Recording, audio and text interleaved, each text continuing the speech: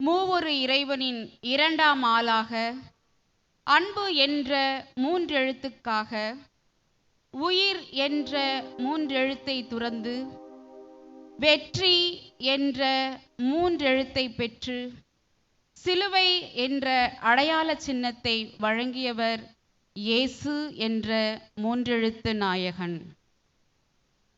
முடிந்தது 3 ஆண்டு பயணம் சிலுவையோடு என்றே நினைத்தார்கள். ஆனால் தொடர்ந்தது திருப்பாடுகளின் விடுதலை பயணம் சிலுவையோடு என்பதை மறந்தார்கள்.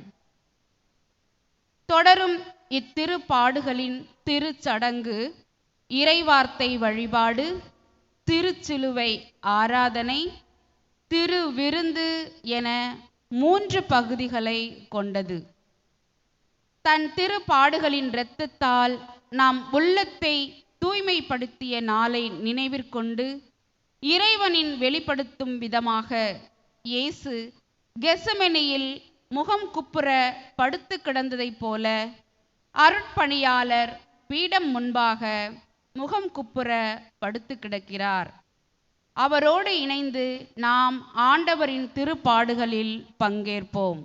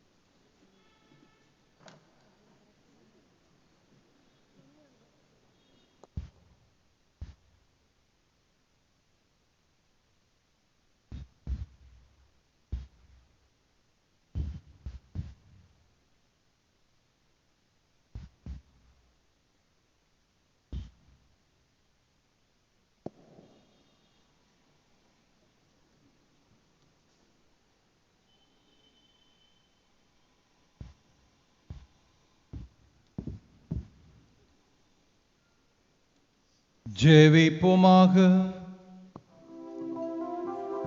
ஆண்டவரே, உம் திருமகன் கிறிஸ்து தமது இரத்தத்தை சிந்தியும் அடியார்களுக்காக பாஸ்கா நிகழ்வை ஏற்படுத்தினார். உமது இரக்கத்தை நினைவு கூர்ந்து நிலையான பாதுகாப்பால் அவர்களை புனிதப்படுத்துவீராக. எங்கள் ஆண்டவராகிய கிறிஸ்து வழியாக உம்மை மன்றாடுகின்றோம்.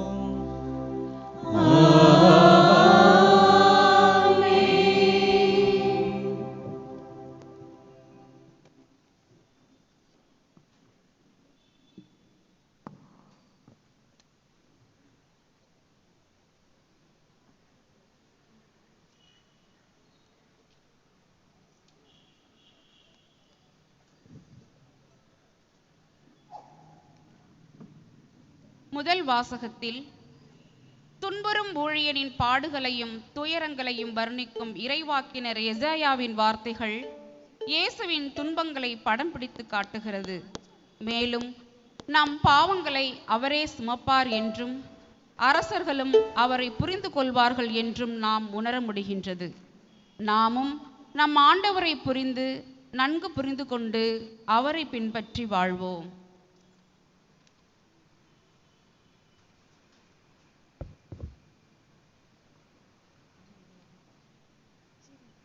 முதல் வாசகம்.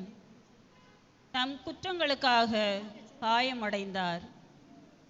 இறைவாக்கினர் எசாயா நூலிலிருந்து வாசகம். இதோ என் ஊழியர் சிறப்படைவார். அவர் மேன்மைப்படுத்தப்பட்டு உயர்த்தப்பட்டு பெரிதும் ஆட்சி வருவார். அவரை கண்ட பலர் திகைப்புற்றனர். அவரது தோற்றம் பெரிதும் உருக்குலைந்ததால் மனித சாயலே அவருக்கு இல்லாதிருந்தது.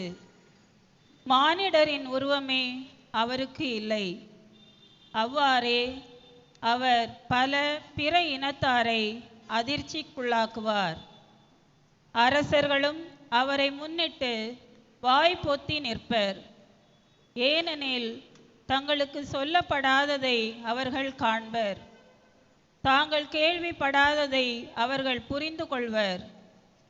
நாங்கள் அறிவித்ததை நம்பியவர் யார்? ஆண்டவரின் ஆற்றல் யாருக்கு வெளிப்படுத்தப்பட்டது? இளம் தளிர் போலும் வறண்ட நில வேர் போலும் ஆண்டவர் முன்னிலையில் அவர் வளர்ந்தார். நாம் பார்ப்பதற்கு ஏற்ற அமைப்போ அவருக்கு இல்லை. நாம் விரும்பத்தக்க தோற்றமும் அவருக்கு இல்லை. அவர் இகழப்பட்டார், மனிதரால் புறக்கணிக்கப்பட்டார். வேதனையுற்ற மனிதராயிருந்தார், நோயுற்று நலிந்தார். காண்போர் தம் முகத்தை மூடிக்கொள்ளும் நிலையில் அவர் இருந்தார். அவர் இழிவுபடுத்தப்பட்டார், அவரை நாம் மதிக்கவில்லை. மெய்யாகவே அவர் நம் பிணிகளை தாங்கிக் கொண்டார், நம் துன்பங்களை சுமந்து கொண்டார்.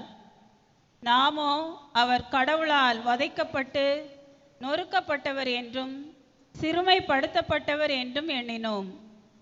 அவரோ நம் குற்றங்களுக்காக காயமடைந்தார், நம் தீச்செயல்களுக்காக நொறுக்கப்பட்டார். நமக்கு நிறை வாழ்வை அளிக்க அவர் தண்டிக்கப்பட்டார். அவர் தம் காயங்களால் நாம் குணமடைகின்றோம். ஆடுகளைப் போல நாம் அனைவரும் வழி தவறி அலைந்தோம். நாம் எல்லாரும் நம் வழியே நடந்தோம். ஆண்டவரோ நம் அனைவரின் தீச்செயல்களையும் அவர் மேல் சுமத்தினார். அவர் ஒடுக்கப்பட்டார், சிறுமைப்படுத்தப்பட்டார். ஆயினும் அவர் தம் வாயை திறக்கவில்லை. அடிப்பதற்கு இழுத்துச் செல்லப்பட்ட ஆட்டுக்குட்டி போலும், ரோமம் கத்தரிப்போர் முன்னிலையில் கத்தாத செம்மறி போலும் அவர் தம் வாயை திறவாதிருந்தார். அவர் கைது செய்யப்பட்டு தீர்ப்பிடப்பட்டு இழுத்துச் செல்லப்பட்டார். அவருக்கு நேர்ந்ததை பற்றி அக்கறை கொண்டவர் யார்? ஏனெனில் வாழ்வோர் உலகினின்று அவர் அகற்றப்பட்டார். என் மக்களின் குற்றத்தை முன்னிட்டு கொலையுண்டார்.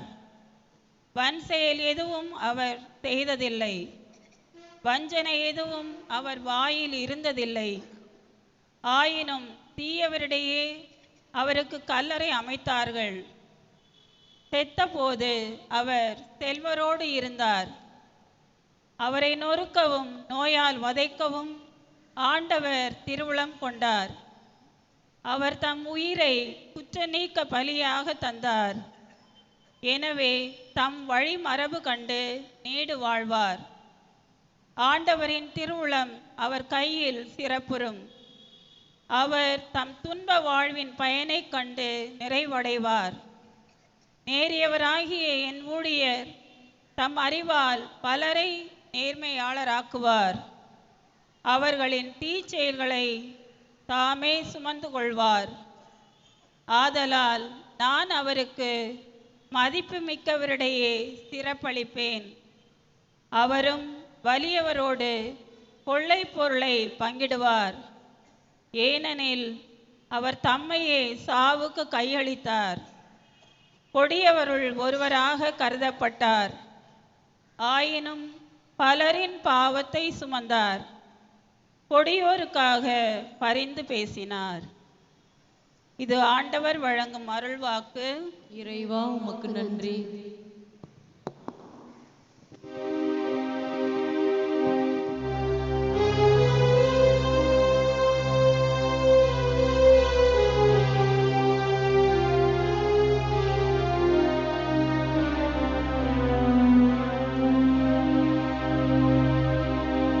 தந்தையே, உம் கையில் என் ஆவியை ஒப்படைக்கின்றேன். தந்தையே, உம் கையில் என் ஆவியை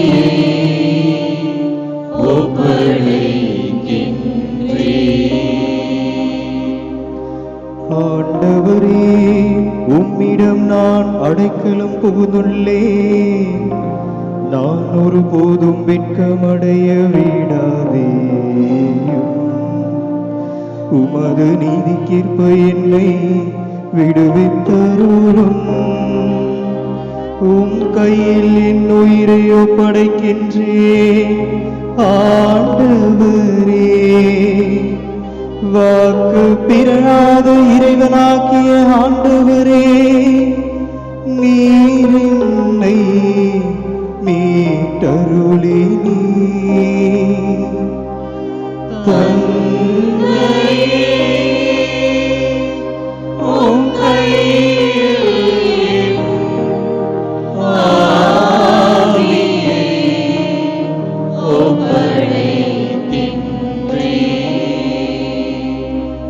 என் பகைவர் அனைவரின் நிகழ்ச்சிக்கு உள்ளானே. என்னை அடுத்திருப்போரின் பேரழிவுக்கு ஆளானே. என் நண்பர்களுக்கு பேரச்சம் விருவித்தே. என்னை தெருவில் பார்ப்போர் என்னிடமிருந்து விலகி ஓடுகின்றனர். இறந்தோர் போல் நினைவென்று நான் அகற்றப்பட்டேன். உடைந்து போன மக்களத்தை போலானே. தந்தையே, உம் கையில் என் ஆவியை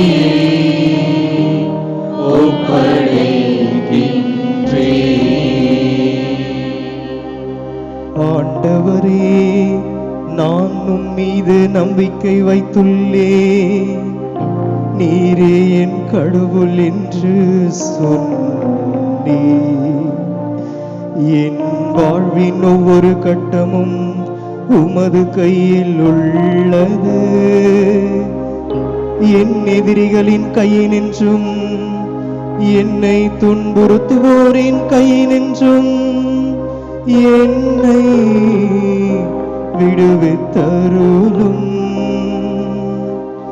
தந்தையே, உம் கையில் என் ஆவியை ஒப்படைக்கின்றேன்.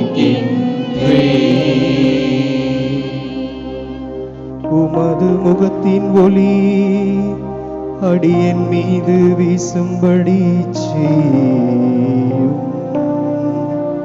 உமது பேரன்பால் என்னை விடுவித்தருளும். ஆண்டவருக்காக நம்பிக்கையுடன் காத்திருப்போரே, நீங்கள் அனைவரும் உள்ளத்தில் வலிமையும் உறுதியையும் கொண்டிருங்கள். தந்தையே, உம் கையில் என் ஆவியை ஒப்படைக்கின்றேன்.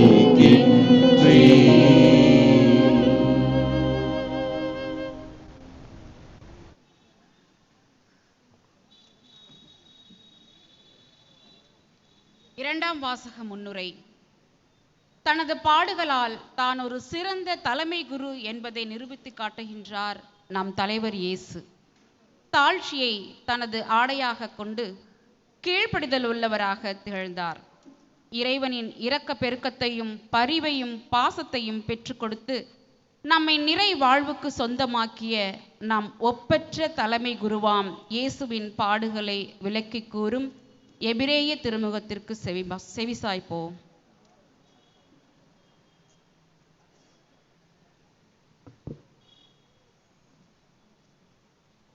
இரண்டாம் வாசகம்.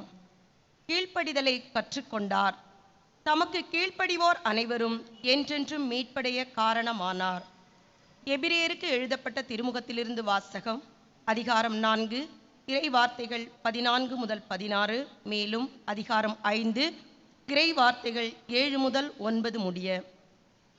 வானங்களை கடந்து சென்ற இறைமகனாகிய இயேசுவை நாம் தனிப்பெரும் தலைமை குருவாக கொண்டுள்ளதால் நாம் அறிக்கையிடுவதை விடாது பற்றி கொள்வோமாக.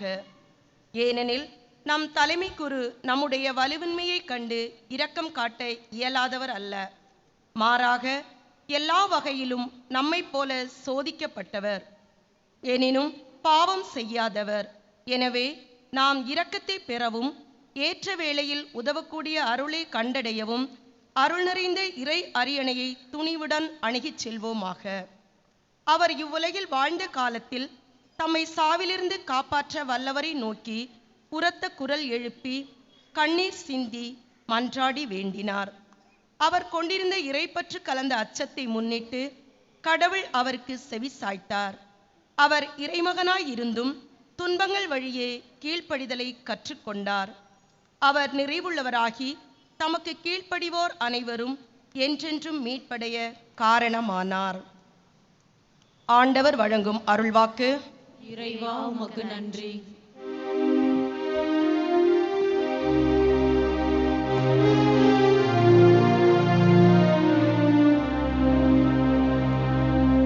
கிறிஸ்து சாவை ஏற்கும் அளவுக்கு, அதுவும் சிலுவை சாவை ஏற்கும் அளவுக்கு கீழ்ப்படிந்து தம்மையே தாழ்த்திக் கொண்டார். எனவே கடவுளும் அவரை மிகவே உயர்த்தி எப்பெயருக்கும் மேலான பெயரை அவருக்கு அருளினார்.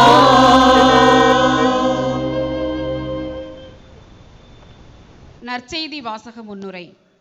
இப்போது நாம் உள்வாங்கிக் கொள்ள போகும் இயேசுவின் பாடுகள் ஏதோ நமது கண்களை கண்ணீர் குலமாக்குவதோடு மட்டும் நின்றுவிடாமல் இறுகிய நமது இதயங்களை இலகச் செய்திட வேண்டும். இயேசுவின் பிறப்பு ஒரு தரித்திர நிலையில் அமைந்தாலும் அவரின் இறப்பு புதியதொரு சரித்திரத்தை படைத்தது என்பதை நாம் உணர்வோம். இயேசுவின் வழியில் பயணித்து பல்வேறு நிலைகளில் பாழ்பட்டு கிடக்கும் இந்த சமுதாயத்தை நமது அர்ப்பண வாழ்வால் புரட்டி போட்டு புதிய சமுதாயம் படைத்திட இயேசுவின் இந்த பாடுகள் நமக்கு துணை நிற்கட்டும்.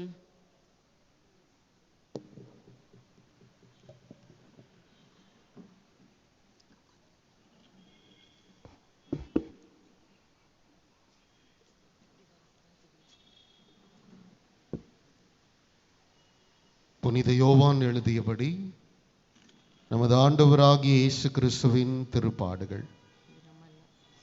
இயேசு தம் சீடர்களோடு கெதரோன் நீரோடையை கடந்து சென்றார். அங்கே ஒரு தோட்டம் இருந்தது. தம் சீடர்களோடு இயேசு அதில் நுழைந்தார். அவரை காட்டிக் கொடுத்த யூதாசுக்கு அந்த இடம் தெரியும். ஏனெனில் இயேசுவும் அவருடைய சீடர்களும் அடிக்கடி அங்கு கூடுவர். படைப்பிரிவினரையும் தலைமை குருக்களும் பரிசேயரும் அனுப்பிய காவலர்களையும் கூட்டிக் கொண்டு யூதாசு விளக்குகளோடும் பந்தங்களோடும் படைகலங்களோடும் அங்கு வந்தான். தமக்கு நிகழப்போகிற அனைத்தையும் இயேசு அறிந்து அவர்கள் முன் சென்று, யாரை தேடுகிறீர்கள் என்று கேட்டார். அவர்கள் மறுமொழியாக என்றார்கள். இயேசு நான் தான் என்றார். அவரை காட்டிக் கொடுத்த யூதாசும் அவர்களோடு நின்று கொண்டிருந்தான். நான் தான் என்று அவர் சொன்னதும் அவர்கள் பின்வாங்கி தரையில் விழுந்தார்கள். யாரை தேடுகிறீர்கள் என்று மீண்டும் அவர்களிடம் கேட்டார். அவர்கள் நாசரேத்து இயேசுவை தேடுகிறோம் என்றார்கள். இயேசு அவர்களை பார்த்து, நான் தான் என்று உங்களிடம் சொன்னேனே. நீங்கள் என்னை தேடுகிறீர்கள் என்றால் இவர்களை போக விடுங்கள் என்றார். நீர் என்னிடம் ஒப்படைத்தவர்களுள் எவரையும் நான் இழந்து விடவில்லை என்று அவரே கூறியிருந்தது இவ்வாறு நிறைவேறியது. சீமோன் பேதுருவிடம் ஒரு வாள் இருந்தது. அவர் அதை உருவி தலைமை குருவின் பணியாளரை தாக்கி அவரது வலக்காதை வெட்டினார். அப்பணியாளரின் பெயர் மால்கு. இயேசு பேதுருவிடம், வாளை உறையில் போடு. தந்தை எனக்கு அளித்த துன்பக் கிண்ணத்திலிருந்து நான் குடிக்காமல் இருப்பேனோ என்றார். படைப்பிரிவினரும் ஆயிரத்தவர் தலைவரும் யூதர்களின் காவலர்களும் இயேசுவை பிடித்து கட்டி முதலில் அவரை அன்னாவிடம் கொண்டு சென்றார்கள். ஏனெனில் அந்த ஆண்டில் தலைமை குருவாயிருந்த கயபாவுக்கு அவர் மாமனார். இந்த கயபாதான் மக்களுக்காக ஒருவர் மட்டும் இறப்பது நல்லது என்று யூதர்களுக்கு ஆலோசனை கூறியவர். சீமோன் பேதுருவும் மற்றொரு சீடரும் இயேசுவை பின்தொடர்ந்து வந்தனர். அந்த சீடர் தலைமை குருவுக்கு அறிமுகமானவர். ஆகவே இயேசுவுடன் தலைமை குருவின் மாளிகை முற்றத்தில் நுழைந்தார். பேதுரு வெளியில் வாயில் அருகே நின்று கொண்டிருந்தார். அப்போது தலைமை குருவுக்கு அறிமுகமாயிருந்த அந்த சீடர் வெளியே வந்து வாயில் காவலரிடம் சொல்லி பேதுருவை உள்ளே கூட்டிச் சென்றார். வாயில் காவல் செய்த அப்பணிப்பெண் பேதுருவிடம், நீயும் இம்மனிதனுடைய சீடருள் ஒருவன் தானே என்று கேட்டார். அப்போது இல்லை என்றார். அப்போது குளிராயிருந்ததால் பணியாளர்களும் காவலர்களும் கரியினால் தீ மூட்டி அங்கே நின்று குளிர் காய்ந்து கொண்டிருந்தார்கள். பேதுருவும் சென்று அவர்களோடு நின்று குளிர் காய்ந்து கொண்டிருந்தார். தலைமை குரு இயேசுவின் சீடர்களை பற்றியும் அவருடைய போதனையை பற்றியும் அவரிடம் கேட்டார். இயேசு அவரை பார்த்து, நான் உலகறிய வெளிப்படையாய் பேசினேன். யூதர் அனைவரும் கூடி வரும் தொழுகை கூடங்களிலும் கோவிலும் தான் எப்பொழுதும் கற்பித்து வந்தேன். நான் மறைவாக எதையும் பேசியதில்லை. ஏன் என்னிடம் கேட்கிறீர்கள்? நான் பேசியதை கேட்டுக்கொண்டிருந்தவரிடம் கேட்டு பாரும். நான் என்ன சொன்னேன், என்ன அவர்களுக்கு தெரியும் என்றார். அவர் இப்படி சொன்னதால் அங்கு நின்று கொண்டிருந்த காவலருள் ஒருவர், தலைமை குருவுக்கு இப்படியா பதில் கூறுகிறாய் என்று சொல்லி இயேசுவின் கன்னத்தில் அறைந்தார். இயேசு அவரிடம், நான் தவறாய் பேசியிருந்தால் தவறு என்னவென காட்டும். சரியாக பேசியிருந்தால் ஏன் என்னை அடிக்கிறீர் என்று கேட்டார். அதன் பின் அண்ணா அவரை கட்டப்பட்ட நிலையில் தலைமை குரு கயபாவிடம் அனுப்பினார். சீமோன் பேதுரு அங்கு நின்று குளிர்காய்ந்து கொண்டிருந்தார். அப்போது அங்கிருந்தவர்கள் அவரிடம், நீயும் அவனுடைய சீடர்கள் ஒருவன் தானே என்று கேட்டனர். அவர் இல்லை என்றார். தலைமை குருவின் பணியாளருள் ஒருவர், நான் உன்னை தோட்டத்தில் அவரோடு பார்க்கவில்லையா என்று கேட்டார். பேதுருவால் காது வெட்டப்பட்டவருக்கு இவர் உறவினர். பேதுரு மீண்டும் மறுதளித்தார். உடனே சேவல் கூவிற்று. அதன் பின் அவர்கள் கயபாவிடம் இருந்து ஆளுநர் மாளிகைக்கு இயேசுவை கொண்டு சென்றார்கள். அப்போது விடியற்காலம். பாஸ்கா உணவை உண்பதற்கு முன் தீட்டுப்படாமல் இருக்க ஆளுநர் மாளிகையில் அவர்கள் நுழையவில்லை. எனவே பிலாத்து வெளியே அவர்களிடம் வந்து, நீங்கள் இந்த ஆளுக்கு எதிராக கூறும் குற்றச்சாட்டு என்ன என்று கேட்டார். அதற்கு அவர்கள், இவன் குற்றம் செய்யாதிருந்தால் இவனை நாங்கள் உம்மிடம் ஒப்புவித்திருக்க மாட்டோம் என்றார்கள். பிலாத்து அவர்களிடம், நீங்கள் இவனை கொண்டு போய் உங்கள் சட்டப்படி இவனுக்கு தீர்ப்பு வழங்குங்கள் என்றார். யூதர்கள் அவரிடம், சட்டப்படி நாங்கள் யாருக்கும் மரண தண்டனை விதிக்க முடியாது என்றார்கள். இவ்வாறு தாம் எப்படிப்பட்ட சாவுக்கு உட்பட போகிறார் என்பதை குறிப்பிட்டு இயேசு கூறியிருந்ததை நிறைவேறச் செய்தார்கள். பிலாத்து மீண்டும் ஆளுநர் மாளிகைக்கு சென்று இயேசுவை கூப்பிட்டு அவரிடம், நீ யூதரின் அரசனா என்று கேட்டான். இயேசு மறுமொழியாக, நீராக இதை கேட்கிறீரா? அல்லது மற்றவர்கள் என்னை பற்றி உம்மிடம் சொன்னதை வைத்து கேட்கிறீரா என்று கேட்டார். அதற்கு பிலாத்து, நான் ஒரு யூதனா என்ன? உன் இனத்தவரும் தலைமை குருக்களும் தானே உன்னை என்னிடம் ஒப்புவித்தார்கள். நீ என்ன செய்தாய் என்று கேட்டான். இயேசு மறுமொழியாக, என் ஆட்சி இவ்வுலக ஆட்சி போன்றதல்ல. அது இவ்வுலக ஆட்சி போன்றதாய் இருந்திருந்தால் நான் யூதர்களிடம் காட்டிக் கொடுக்கப்படாதவாறு என் காவலர்கள் போராடி இருப்பார்கள். ஆனால் என் ஆட்சி இவ்வுலக ஆட்சி போன்றதல்ல என்றார். பிலாத்து அவரிடம், அப்படியானால் நீ அரசன் தானோ என்று கேட்டான். அதற்கு இயேசு, அரசன் என்று நீர் சொல்கிறீர். உண்மையை எடுத்துரைப்பதே என் பணி. இதற்காகவே நான் பிறந்தேன், இதற்காகவே உலகிற்கு வந்தேன். உண்மையை சார்ந்தவர் அனைவரும் என் குரலுக்கு செவி சாய்க்கின்றனர் என்றார். பிலாத்து அவரிடம், உண்மையா? அது என்ன என்று கேட்டான். இப்படி கேட்ட பின் பிலாத்து மீண்டும் யூதரிடம் சென்று, இவனிடம் நான் குற்றம் ஒன்றும் காணவில்லையே என்றான். மேலும், பாஸ்கா விழாவின் போது உங்கள் விருப்பப்படி ஒரு கைதியை விடுதலை செய்யும் வழக்கம் உண்டே. யூதரின் அரசனாகிய இவனை நான் விடுதலை செய்யட்டுமா? உங்கள் விருப்பம் என்ன என்று கேட்டான். அதற்கு அவர்கள், இவன் வேண்டாம், பரபாவை விடுதலை செய்யும் என்று மீண்டும் கத்தினார்கள். அந்த பரபா ஒரு கள்வன். பின்னர் பிலாத்து இயேசுவை சாட்டையால் அடிக்கச் செய்தான். வீரர்கள் ஒரு முள்முடி பின்னி அவர் தலையின் மேல் வைத்து செந்நிற மேலுடையை அவருக்கு அணிவித்தார்கள். அவரிடம் வந்து, யூதரின் அரசே வாழ்க என்று சொல்லி அவருடைய கன்னத்தில் அறைந்தார்கள். பிலாத்து மீண்டும் வெளியே வந்து அவர்களிடம், அவனை நான் உங்கள் முன் வெளியே கூட்டி வருகின்றேன். பாருங்கள், அவனிடம் நான் குற்றம் ஒன்றும் காணவில்லை என்பதை அறிந்து கொள்ளுங்கள் என்றான்.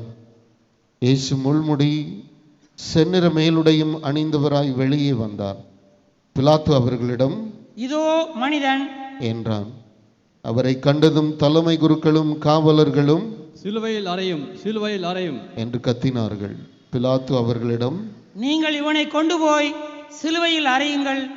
இவரிடம் குற்றம் இருப்பதாக எனக்கு தெரியவில்லை என்றான். யூதர்கள் அவரை பார்த்து, எங்களுக்கு ஒரு சட்டம் உண்டு, அச்சட்டத்தின்படி இவன் சாக வேண்டும், ஏனெனில் இவன் தன்னையே இறைமகன் என உரிமை கொண்டாடுகிறான் என்றனர். பிலாத்து இதை கேட்டதும் இன்னும் மிகுதியாக அஞ்சினான். அவன் மீண்டும் ஆளுநர் மாளிகைக்கு சென்று இயேசுவிடம், நீ எங்கிருந்து வந்தவன் என்று கேட்டான். ஆனால் இயேசு அவனுக்கு பதில் கூறவில்லை. அப்போது பிலாத்து, என்னோடு பேச மாட்டாயா? உன்னை விடுதலை செய்யவும் எனக்கு அதிகாரம் உண்டு, உன்னை சிலுவையில் அறையவும் எனக்கு அதிகாரம் உண்டு என்பது உனக்கு தெரியாதா என்றான். இயேசு மறுமொழியாக, மேலிருந்து அருளப்படாவிடில் உமக்கு என் மேல் எந்த அதிகாரமும் இராது. ஆகவே என்னை உம்மிடம் ஒப்பித்தவன்தான் பெரும் பாவம் செய்தவன் என்றார். அது முதல் பிலாத்து அவரை விடுவிக்க வழி தேடினான். ஆனால் யூதர்கள், நீர் இவனை விடுவித்தால் சீசருடைய நண்பராய் இருக்க முடியாது, தம்மையே அரசராக்கிக் கொள்ளும் எவரும் சீசருக்கு எதிரி என்றார்கள். இவ்வார்த்தைகளை கேட்டதும் பிலாத்து இயேசுவை வெளியே கூட்டி வந்தான். கல்தளம் என்னும் இடத்தில் இருந்த நடுவர் இருக்கை மீது அமர்ந்தான். அந்த இடத்திற்கு எபிரேய மொழியில் கபதா என்பது பெயர். அன்று பாஸ்கா விழாவிற்கு ஏற்பாடு செய்யும் நாள் ஏறக்குறைய நண்பகல் வேளை. பிலாத்து யூதர்களிடம், இதோ உங்கள் அரசன் என்றான். அவர்கள், ஒழிக ஒழிக, அவனை சிலுவையில் அறையும் என்று கத்தினார்கள். பிலாத்து அவர்களிடம், உங்கள் அரசனை நான் சிலுவையில் அறைய வேண்டும் என்கிறீர்களா என்று கேட்டான். அதற்கு தலைமை குருக்கள், எங்களுக்கு சீசரை தவிர வேறு அரசர் இல்லை என்றார்கள். அப்போது பிலாத்து அவரை சிலுவையில் அறையுமாறு அவர்களிடம் ஒப்புவித்தான். அவர்கள் இயேசுவை தம் பொறுப்பில் ஏற்றுக்கொண்டார்கள். இயேசு சிலுவை தாமை சுமந்து கொண்டு மண்டை ஓட்டு இடம் என்னும் இடத்திற்கு சென்றார். அதற்கு எபிரேய மொழியில் கொல்கொதா என்பது பெயர். அங்கே அவர்கள் இயேசுவையும் அவரோடு வேறிருவரையும் சிலுவையில் அறைந்தார்கள். அவ்விருவரையும் இரு பக்கங்களிலும் இயேசுவை நடுவிலுமாக அறைந்தார்கள். பிலாத்து குற்ற அறிக்கை ஒன்றை எழுதி அதை சிலுவையின் மீது வைத்தான். அதில் நாசரேத்து இயேசு யூதர்களின் அரசன் என எழுதியிருந்தது. இயேசு சிலுவையில் அறையப்பட்ட இடம் நகரத்திற்கு அருகில் இருந்ததால் யூதருள் பலர் இந்த குற்ற அறிக்கையை வாசித்தனர். அது எபிரேயம், லத்தீன், கிரேக்கம் ஆகிய மொழிகளில் எழுதப்பட்டிருந்தது. யூதரின் தலைமை குருக்கள் பிலாத்துவிடம் வந்து, யூதரின் அரசன் நான் என்று அவனே சொல்லியதாக எழுதும் என்று கேட்டுக்கொண்டார்கள். பிலாத்து அவர்களை பார்த்து, நான் எழுதியது என்றார். இயேசுவை சிலுவையில் அறைந்தபின் படைவீரர் அவருடைய மேலுடைகளை 4 பாகமாக பிரித்து ஆளுக்கு ஒரு பாகம் எடுத்துக்கொண்டார்கள். அங்கியையும் அவர்களே எடுத்துக்கொண்டார்கள். அந்த அங்கி மேலிருந்து கீழ் வரை தையலே இல்லாமல் நெய்யப்பட்டிருந்தது. எனவே அவர்களுள் ஒருவரை ஒருவர் நோக்கி, அதை கிழிக்க வேண்டாம், அது யாருக்கு கிடைக்கும் என்று பார்க்க சீட்டு குலுக்கி போடுவோம் என்றார்கள். என் ஆடையை தங்களுக்குள் பகிர்ந்து என் உடை மீது சீட்டு போட்டார்கள் என்னும் மறைநூல் வாக்கு இவ்வாறு நிறைவேறியது. சிலுவை அருகில் இயேசுவின் தாயும் தாயின் சகோதரி குளோப்பாவின் மனைவியுமான மரியாவும் மகதலா மரியாவும் நின்று கொண்டிருந்தனர். இயேசு தம் தாயையும் அருகில் நின்ற தம் அன்பு சீடரையும் கண்டு தம் தாயிடம், அம்மா, இவரே உன் மகன் என்றார். பின் தம் சீடரிடம், இவரே உம் தாய் என்றார். அந்நேரம் முதல் அச்சீடர் அவரை தம் வீட்டில் ஏற்று ஆதரவு அளித்து வந்தார். இதன் பின் அனைத்தும் நிறைவேறிவிட்டது என்பதை அறிந்த இயேசு, தாகமாய் இருக்கிறது என்றார். மறைநூலில் எழுதியுள்ளது நிறைவேறவே இவ்வாறு சொன்னார். அங்கே ஒரு பாத்திரம் நிறைய புளித்த திராட்சை ரசம் இருந்தது. அதில் கடற்பஞ்சை நன்கு தோய்த்து ஈசோப்பு தண்டில் பொருத்தி அதை அவரது வாயில் வைத்தார்கள். அந்த ரசத்தை குடித்ததும் இயேசு, எல்லாம் நிறைவேறிற்று என்று கூறி தலை சாய்த்து ஆவியை ஒப்படைத்தார். நிமிடங்கள் நாம் முழங்கால் பலியிட்டு மௌனமாக செபிப்போம்.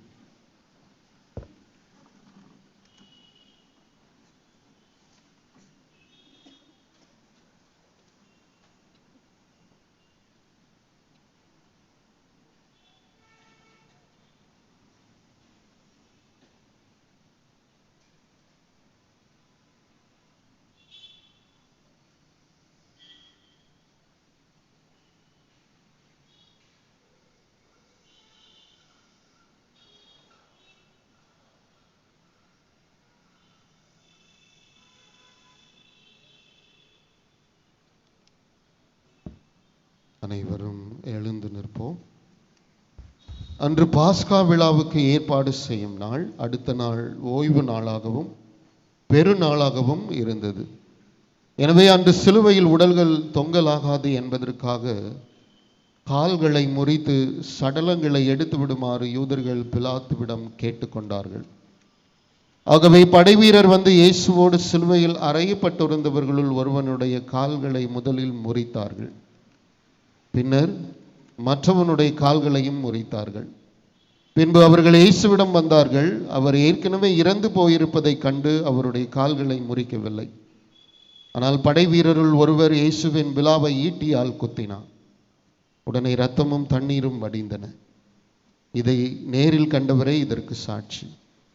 அவரது சான்று உண்மையானதே. அவர் உண்மையையே கூறுகிறார் என்பது அவருக்கு தெரியும். நீங்களும் நம்ப வேண்டும் என்பதற்காகவே அவர் இதை கூறுகிறார். எந்த எலும்பும் முறிவுபடாது என்னும் மறைநூல் வாக்கு இவ்வாறு நிறைவேறியது. மேலும் தாங்கள் ஊடுருவ குத்தியவரை உற்று நோக்குவார்கள் என்னும் மறைநூல் கூறுகிறது.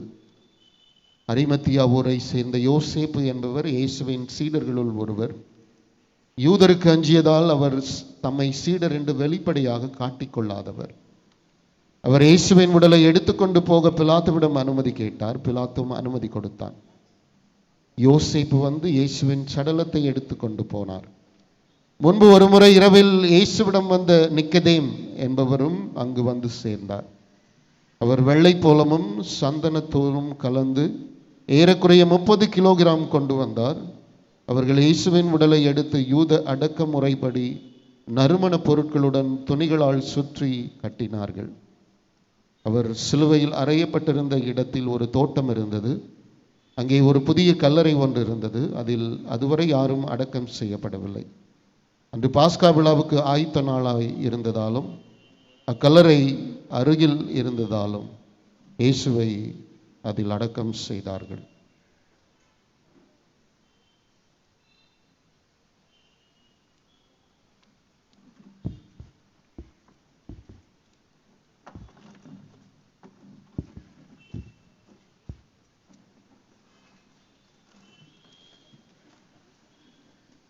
இயேசுவின் பிரியமானவர்களே, இன்றைய முதல் வாசகமானது 3 வகையான துன்புறும் ஊழியனை மையமாக வைத்து கொடுக்கப்பட்ட வாசகமாக இருக்கிறது. இசையாஸ் திருமுகத்திலிருந்து எடுக்கப்பட்ட அந்த முதல் வாசகத்திலே துன்புறும் ஊழியர்கள் என்பவர்கள் யார், எதற்காக துன்புறுகிறார்கள், எந்த சூழ்நிலையில் துன்புறுகிறார்கள் என்பதை வெளிப்படுத்தக்கூடிய ஒரு திருமுகமாக இருக்கிறது. குறிப்பாக இஸ்ராயல் மக்களுடைய வாழ்க்கையிலேயே பல கால சூழ்நிலையிலே அவர்கள் துன்பங்களை பெற்றவர்களாக இருக்கிறார்கள், துயரங்களை பெற்றவர்களாக இருக்கிறார்கள், வேதனைகளை பெற்றவர்களாக இருக்கிறார்கள். அடிமை நிலையில் வாழக்கூடிய நிலையில் இருக்கும் அந்த இஸ்ராயல் மக்களுக்கு ஒரு வகையான எதிர்பார்ப்போடு இருக்கின்ற போது இந்த துன்புறும் ஊழியன் என்பவர் வழியாக உங்களுக்கு மீட்பு உண்டு என்பதை வெளிப்படுத்தக்கூடிய திருமுகமாக இருக்கிறது. அதைதான் இந்த துன்புறும் ஊழியனை இறைமகன் இயேசு கிறிஸ்துவுக்கு உருவகமாக சொல்லக்கூடியதாக இருக்கின்றது. ஆக இந்த இறைமகன் இயேசு கிறிஸ்துவும் ஒரு துன்புறும் ஊழியனாக இருக்கிறார். இறைவனுடைய திட்டங்களை நிறைவேற்றுவதற்காக, இறை சித்தத்தை தன்னுடைய வாழ்க்கையிலேயே உருவாக்குவதற்காக அவர் ஒரு துன்புறும் ஊழியனாக இருக்கிறார். எவ்வாறு இறைவன் துன்புறும் ஊழியனாக இருக்கிறார் என்று பார்க்கின்ற போது 3 நிலையிலேயே அவர் துன்புறும் ஊழியன் என்பதை வெளிப்படுத்தக்கூடியதாக இருக்கிறது. ஒன்று, நிராகரிப்பு. இறைமகன் இயேசு கிறிஸ்து பல வழியிலேயே அவர் நிராகரிக்கப்படுகிறார். இரண்டாவது, ஏளனப்படுத்தக்கூடியவராக இருக்கிறார். தாம் வாழ்ந்த காலங்களிலெல்லாம் அவர் அவமானப்படுத்தப்பட்டவராக, ஏளனப்படுத்தப்பட்டவராக இருக்கிறார். மூன்றாவது, துன்பங்களை சுமந்தவராக இருக்கிறார். இந்த 3 நிலையில்தான் இறைமகன் இயேசு கிறிஸ்து துன்புறும் ஊழியன் என்பதை உருவத்தினுடைய அடையாளமாக இருக்கிறது. ஆக இந்த முதல் சிந்தனையை நாம் எடுத்துக்கொள்ளுவோம். நிராகரிக்கக்கூடிய ஒரு ஊழியன். இறைமகன் இயேசு கிறிஸ்து தன்னுடைய வாழ்க்கையிலேயே அநேக நேரங்களில் எந்த மக்களுக்காக வாழ்ந்தாரோ, எந்த மக்களுக்காக உணவு கொடுத்தாரோ, எந்த மக்களை இறை திட்டத்தின்படி வழி நடத்தினாரோ, எந்த மக்கள் எல்லாம் குருடர்களாக இருந்தாலோ அவர்களுக்கு பார்வை கொடுத்தாரோ, யாரெல்லாம் நடக்க முடியாமல் இருந்த மக்களுக்கு நடக்க உதவி செய்தாரோ, பல ஆண்டுகளாக நோய்பட்டு இருக்கக்கூடிய பெண்மணிகளுக்கெல்லாம் நோய் தீர்க்கக்கூடிய ஒரு மனிதராக இருந்தாரோ, துன்பங்களோடு மட்டுமல்லாது பசியில் வாடிக்கொண்டிருந்த மக்களுக்கு பல உணவுகளை கொடுத்து அவர்களை திடப்படுத்தினாரோ, அந்த மக்களால் அவர் நிராகரிக்கப்படுவதை இன்றைய நற்செய்தியானது நமக்கு எடுத்து கூறுகிறது. யாரெல்லாம் இவரிடத்தில் சென்றால் நிலைவாழ்வு கிடைக்கும் என்ற நம்பிக்கையோடு சென்றவர்கள், அந்த நிலைவாழ்வை பெற்றவர்கள், நிலைவாழ்வை பெற்றதோடு மட்டுமல்லாது தங்களுடைய ஒவ்வொரு எதிர்பார்ப்பையும் பூர்த்தி செய்து கொண்டவர்கள், கடைசியிலே இறைமகன் இயேசு கிறிஸ்து அவர்களால் நிராகரிக்கப்படக்கூடியவராக இருக்கிறார். நம்முடைய வரலாற்று நிகழ்வுகளையும் நாம் பார்க்கலாம். எந்த ஒரு சமுதாயத்தை எடுத்துக்கொண்டாலும், இந்த பூமியிலேயே வாழக்கூடிய எந்த சமுதாயத்திலும் யாராவது ஒருவர் அந்த சமுதாயத்தை வழிநடத்த வேண்டும் என்பதற்காக பல வழிகளிலே அவர்கள் வருகின்ற போது, எந்த இனத்திற்காக, எந்த மக்களுக்காக அவர்கள் பாடுபடுகின்றார்களோ கால சூழ்நிலையானது இறுதியிலேயே அந்த மக்களால் அவர்கள் நிராகரிக்கப்படுவதை வரலாற்று செய்திகள் நமக்கு எடுத்து கூறுகின்றன. இயேசுவின் பிரியமானவர்களே, இந்த நிராகரிப்பு என்பது ஏதோ 2000 ஆண்டுகளுக்கு முன்பு இயேசுவுக்கு நடந்தது மட்டுமல்ல, வரலாற்று ரீதியாக முன்னெடுத்து வைத்த வரலாற்று வீரர்களுக்கு ஏற்பட்ட ஒரு கதி அல்ல. இன்னும் உங்களுக்கும் எனக்கும் ஏற்படக்கூடிய ஒரு நிராகரிப்பு என்பது எதற்கு இருக்கின்றது? நாமும் நல்ல காரியங்களை செய்கின்ற போது, மக்கள் வாழ்வு உயர வேண்டும் என்று நாம் எதிர்பார்த்து அதற்காக உழைக்கின்ற போது, கண்டிப்பாக பல நேரங்களில் இயேசுவை போல நாமும் நிராகரிக்கப்படுகிறோம். நம்முடைய நிராகரிப்பு என்பது ஒவ்வொரு கோணங்களிலும் அது பல வடிவங்களை பெற்றவையாக இருக்கும். இந்த வடிவங்களை பெற்று நிராகரிக்கும் போது இறைவன் எவ்வாறு இறை திட்டத்திற்காக தன்னுடைய திட்டத்தின்படி சென்றாரோ, நாமும் அப்படி செல்கின்ற போதுதான் நாம் இறைவனுடைய உண்மையான சீடர்கள் என்பதை இன்றைய நற்செய்தியினுடைய முதல் பாகம் நமக்கு எடுத்து கூறுகிறது. இயேசுவின் பிரியமானவர்களே, இறைமகன் இயேசு கிறிஸ்துவினுடைய இரண்டாவது துன்புறும் ஊழியனுடைய பண்பானது உதாசீனம் படுத்தக்கூடியதாக, அவமானம் படுத்தக்கூடியவராக இருந்தார். இறைமகன் இயேசு கிறிஸ்து ஞானத்திலும் கல்வி அறிவிலும் சிறந்தவராக இருந்தாலும், சமுதாயத்தில் இருக்கக்கூடிய மூட பழக்க வழக்கங்களை, சமுதாயத்தில் இருக்கக்கூடிய ஏற்றத்தாழ்வுகளை எல்லாம் அவர் எதிர்த்து குரல் கொடுக்கின்ற போது, யூதர்களாலும் வழக்கறிஞர்களாலும் மற்ற சதிசேயர்களாலும் பரிசேயர்களாலும் அவர் அவமானப்படுத்தக்கூடியவராக இருக்கிறார். மக்களுடைய வாழ்வுக்காகவும் அவருடைய உயர்வுக்காகவும் அவர் பல் வழியிலேயே உழைக்கின்ற போது, அது சமுதாயத்தில் இருக்கக்கூடிய அந்த மூட நம்பிக்கையினுடைய கதவுகளை உடைக்கின்ற போது, அந்த மூட நம்பிக்கையிலேயும் சட்டத்துக்கின்படி வாழ்ந்தவர்கள், குளிர் காய்ந்தவர்களுக்கு அது ஒரு அச்சத்தை உருவாக்குகின்றது. அந்த அச்சத்தை உருவாக்குகின்ற போது அவர்கள் இறைவனை அவமானப்படுத்துகின்றார்கள், ஏளனம் படுத்துகின்றார்கள், உதாசீனம் படுத்துகின்றார்கள். இயேசுவின் பிரியமானவர்களே, இது நம்முடைய வாழ்க்கையிலும் சில நேரங்களிலே உருவாக்கி கொள்ளலாம். நாம் எந்த ஒரு சூழ்நிலையில் விடுவெள்ளியாக வாழ வேண்டும் என்று எதிர்பார்த்து நம்முடைய வீடுகளிலும் நம்முடைய தெருக்களிலும் நம்முடைய சமுதாயங்களிலும் இருக்கக்கூடிய மூட நம்பிக்கைகளுக்கு எதிராக நாம் குரல் கொடுக்கின்ற போது, கண்டிப்பாக நாமும் உதாசீனம் படுத்தப்பட்டவர்களாக இருப்போம், ஏளனத்திற்கு உட்பட்டவர்களாக இருப்போம், பிறரால் மறுதளிக்கப்பட்டவர்களாகவும் இருப்போம். இதையும் நம்முடைய வாழ்க்கையினுடைய ஒரு அங்கமாக நாம் ஏற்றுக்கொள்ள வேண்டும். மூன்றாவது, துன்புறக்கூடிய ஒன்றாக இறைமகன் இயேசு கிறிஸ்து எவ்வாறு சமுதாயத்திற்காக உழைத்தது போல, சமுதாய வாழ்வுக்காக நாம் செய்தது போல, மக்களுடைய வாழ்வை உயர்வதற்காக ஒவ்வொரு சூழ்நிலையிலும் தன்னுடைய வாழ்க்கையை அவர் தியாகம் செய்தது போல, இறுதியிலேயே இறை திட்டத்தினுடைய நிலையாக இருக்கக்கூடிய சிலுவையிலேயே துன்பப்பட வேண்டும் என்பதை தன்னுடைய வாழ்க்கையிலேயே அவர் ஏற்படுத்திக் கொள்கின்றார். இதையும் நம்முடைய வாழ்க்கையிலேயே பல நேரங்களில் ஏற்படும். இறைவனுடைய திட்டத்தை நம்முடைய வாழ்வாக மாற்றி நாம் வாழ்கின்ற போது, இறை திட்டத்திற்கு ஏற்ற ஒரு வாழ்க்கை நாம் வாழ்கின்ற போது நமக்கும் துன்பங்கள் வரும். அந்த துன்பங்கள் வருகின்ற போது அந்த துன்பங்களுக்கு எதிராக நாம் செயல்பட வேண்டும் என்பதை தான் இன்றைய நற்செய்தியினுடைய இறுதி பாகம் நமக்கு கூறுகின்றது. இறைமகன் இயேசு கிறிஸ்து அந்த சிலுவையிலேயே தொங்கிய பிறகு இறை திட்டம் நிறைவேறி விட்டது என்பதை அவர் மிக தெளிவாக எல்லாம் நிறைவேறியது என்ற வார்த்தையின் வழியாக நமக்கு வெளிப்படுத்துகின்றார். ஆக இறைவனுடைய திட்டத்தை நாம் செய்யப்பட வேண்டுமென்றால், இறை திட்டத்தை செய்வதற்காக நாம் முற்படுகின்ற போது நாமும் ஒவ்வொருவரும் துன்புறும் ஊழியர்களாக இருக்கின்றோம்.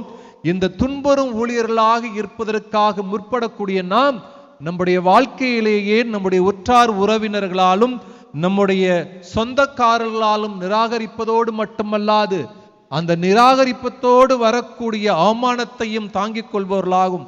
இந்த அவமானத்தோடு வரக்கூடிய துன்பங்களையும் நாம் ஏற்றுக்கொள்கின்ற போது நமக்கு மீட்பு உண்டு என்பதை தான் இன்றைய வாழ்க்கை முறையானது நமக்கு எடுத்து கூறுகிறது. ஆகவே நாம் இறைவனிடத்தில் வேண்டுபவர்களாக இருக்க வேண்டும்.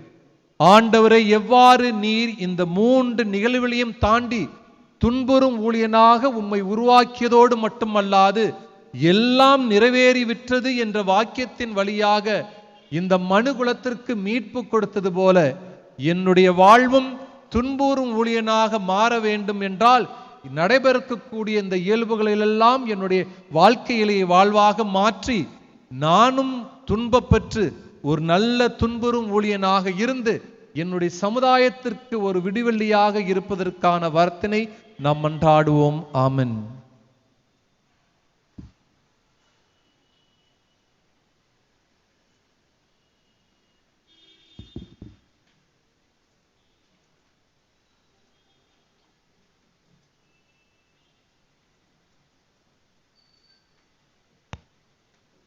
பிறருக்காக ஜெபிப்பது என்பது கத்தோலிக்க கிறிஸ்தவத்தில் தவிர்க்க முடியாத செயல்பாடாக இருக்கின்றது. ஒவ்வொரு நாளும் நம்முடைய ஜெபங்களில் பலருடைய தேவைகளை முன்னிறுத்தி ஜெபித்தாலும் இன்று நம்முடைய தாய் திரு அவையோடு இணைந்து பல்வேறு தேவைகளுக்காக ஜெபிக்கின்றோம். நாம் பிறருக்காக ஜெபிக்கின்ற போது நம்முடைய ஜெபங்களும் வல்லமை மிக்க ஜெபங்களாக மாறும் என்ற நம்பிக்கையோடு நம்மையே ஈடுபடுத்தி மன்றாடுவோம். இந்த இறைவாக்கு வழிபாடு விசுவாசிகளின் மன்றாட்டுடன் முடிவடையும். திருத்தொண்டர் வாசக மேடையில் நின்று கொண்டு பின்வரும் மன்றாட்டின் கருத்தை அறிவிப்பார். அக்கருத்துக்காக அனைவரும் சிறிது நேரம் மௌனமாக ஜெபிப்பர். பின்னர் அருள் பணியாளர் பீடத்தருகில் நின்று கொண்டு கைகளை விரித்து மன்றாட்டை சொல்வார். விசுவாசிகளின் மன்றாட்டின் போது மக்கள் முழந்தாயில் இருக்கலாம் அல்லது நிற்கலாம்.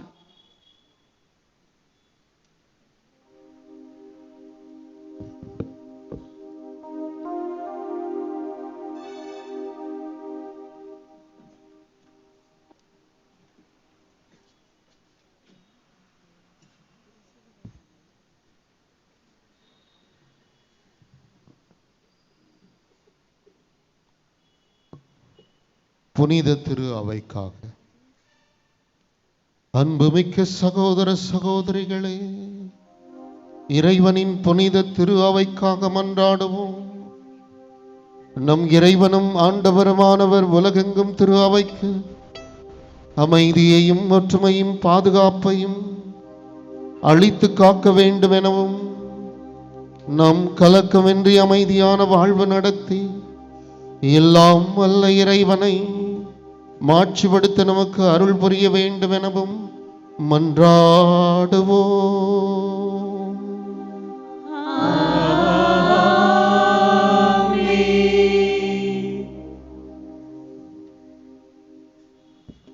அனைவரும் எழுந்து நிற்போம்.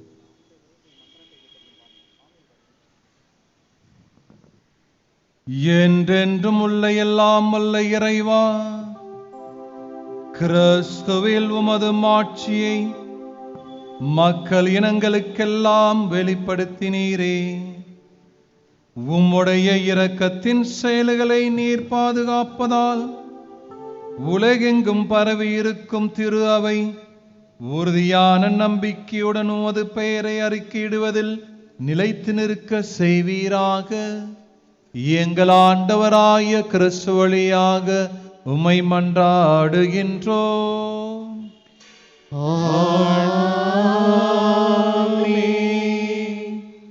பாடல் குழுவினர் முதல் பகுதிக்கு ஆமென் என்று பாட வேண்டாம். திருத்தந்தைக்காக மன்றாடுவோம். நம் புனித திருத்தந்தை பிரான்சிஸுக்காக மன்றாடுவோம். தலைமை ஆயர் நிலைக்கு அவரை தேர்ந்தெடுத்த நம் இறைவனும் ஆண்டவருமானவர் எவ்வகை தீங்குமின்றி அவரை பேணி காப்பாராக. அதனால் அவர் இறைவனின் புனிதமிக்க மக்களை வழி நடத்தி தம்முடைய புனித திரு அவையை வளம் பெறச் செய்ய வேண்டும் என்று மன்றாடுவோம்.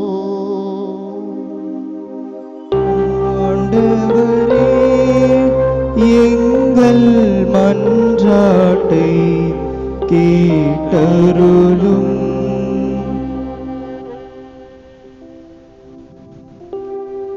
அனைவரும் எழுந்து நிற்போம். என்றென்றும் உள்ள எல்லாம் வல்ல இறைவா, உமது திட்டப்படியே அனைத்தும் அமைக்கப்பட்டுள்ளன. அதனால் உமது அதிகாரத்தால் ஆளப்படும் கிறிஸ்துவ மக்களாகிய எங்கள் வேண்டுதலை பரிவரக்கத்துடன் கண்ணோக்கி அருளும். திருத்தந்தையின் தலைமை கீழ் நாங்கள் நம்பிக்கையில் வளரும்படி அவரை பரிவுடன் காத்தருள்வீராக. எங்கள் ஆண்டவராகிய கிறிஸ்து வழியாக உம்மை மன்றாடுகின்றோம்.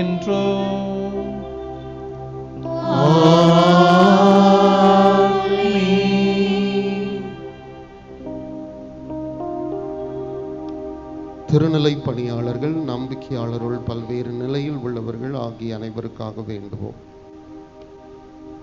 நம் ஆயர் ஜார்ஜுக்காகவும், திரு அவையில் உள்ள எல்லா ஆயர்கள், அருட்பணியாளர்கள், திருத்தொண்டர்கள், நம்பிக்கையாளர் ஆகிய அனைவருக்காகவும் மன்றாடுவோம்.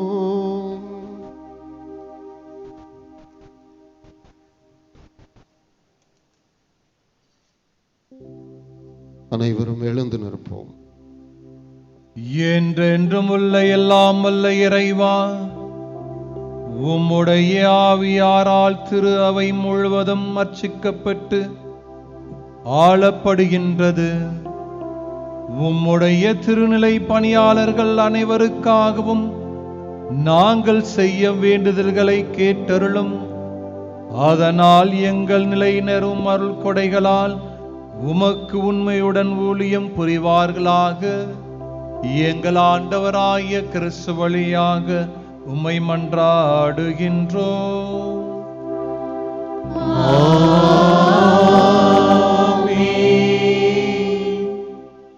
அமர்வோம் அல்லது முழங்கால் பலியிடுவோம். கிறிஸ்துவ புதுமுக நிலையினருக்காக மன்றாடுவோம். கிறிஸ்துவ புதுமுக நிலையினருக்காக மன்றாடுவோம். அதனால் நாம் இறைவனும் ஆண்டவருமானவர் தமது இரக்கத்தை பொழிந்து அவர்களுடைய இதயங்களின் செவிகளை திறந்து விடுவாராக. இவ்வாறு அவர்கள் புதுப்பிறப்பு அளிக்கும் திருமுழுக்கினால் தங்கள் பாவங்களுக்கெல்லாம் மன்னிப்பு அடைந்து நம் ஆண்டவர் இயேசு கிறிஸ்துவோடு ஒன்றிக்க வேண்டும் என மன்றாடுவோம்.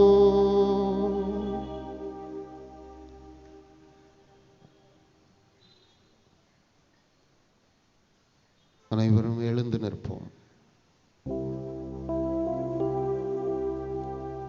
என்றென்றும் உள்ள எல்லாம் வல்ல இறைவா, புதிய மக்களை சேர்த்து திரு அவை என்றும் வளம் பெறச் செய்கின்றீர்.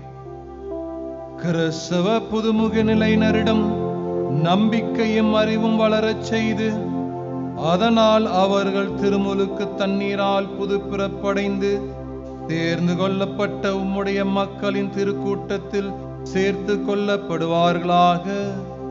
எங்கள் ஆண்டவராகிய கிறிஸ்து வழியாக உம்மை மன்றாடுகின்றோம்.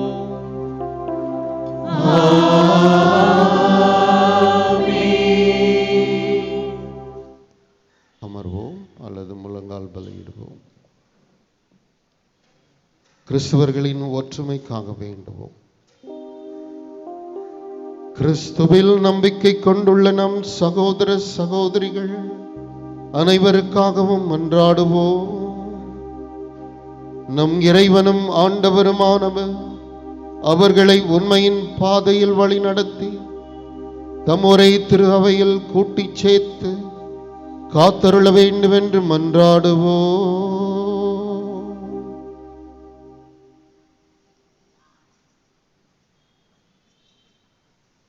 அனைவரும் எழுந்து நிற்போம். என்றென்றும் உள்ள எல்லாம் வல்ல இறைவா, சிதறுண்டவர்களை ஒன்று சேர்ப்பவரும் ஒருங்கிணைந்தவற்றை பேணி காப்பவரும் நீரே. உம் திருமகனின் மந்தையை கனிவுடன் கண்ணோக்கி அருளும். இவ்வாறு ஒரே திருமுழுக்கினால் தூய்மைப்படுத்திய அவர்களை நம்பிக்கையில் முழுமையாய் இணைத்து அன்பின் பிணைப்பால் ஒன்று சேர்ப்பீராக. எங்கள் ஆண்டவராகிய கிறிஸ்து வழியாக உம்மை மன்றாடுகின்றோம்.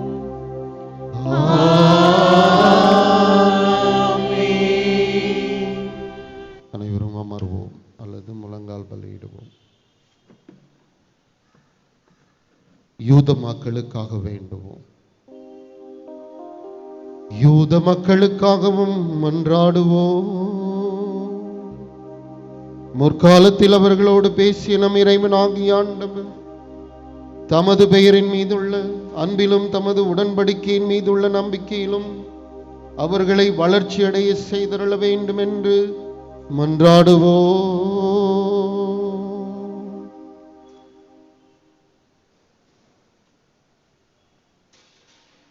அனைவரும் எழுந்து நிற்போம்.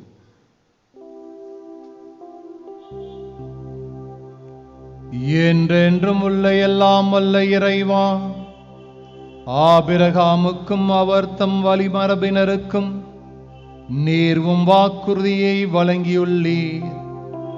அதனால் முதலாக நீர் தேர்ந்து கொள்ளப்பட்ட இம்மக்கள் உமது மீட்பின் நிறைவை பெற்றுக்கொள்ள உம் திரு அவையின் வேண்டுதலுக்கு கனிவாய் சாய்ப்பீராக. எங்கள் ஆண்டவராய கிறிஸ்து வழியாக உம்மை மன்றாடுகின்றோம்.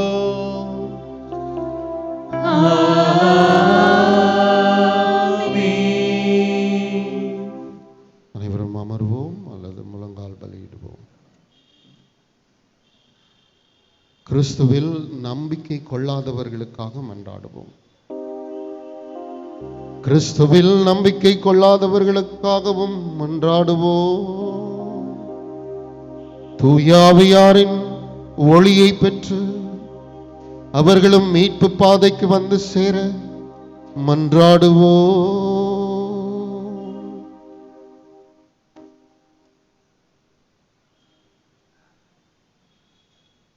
அனைவரும் எழுந்து நிற்போம். என்றென்றும் எல்லாம் வல்ல இறைவா, கிறிஸ்துவை ஏற்றுக்கொள்ளாத மக்கள் உம் நேர்மையான இதயத்தோடு நடந்து உண்மையை கண்டடைவார்களாக. நாங்களும் ஒருவர் மற்றொரு மீது எப்பொழுதும் அன்பு செய்வதாலும் உமது வாழ்வின் மறை உண்மைகளை மென்மேலும் புரிந்து கொள்வதில் ஆர்வம் கொள்வதாலும் உமது அன்பை உலகில் மிக தெளிவாக காட்டும் சாட்சிகளாய் விளங்க செய்வீராக. எங்கள் ஆண்டவராய கிறிஸ்து வழியாக உம்மை மன்றாடுகின்றோம்.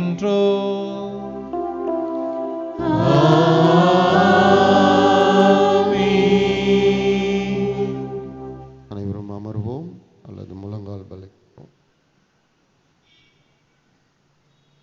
கடவுளை நம்பாதவர்களுக்காக மன்றாடுவோம். கடவுளை கண்டறிய முடியாத அனைவருக்காகவும் மன்றாடுவோம். அவர்கள் நேர்மையான இதயத்தோடு நன்னறியில் வாழ்ந்து கடவுளை கண்டடையுமாறு மன்றாடுவோம்.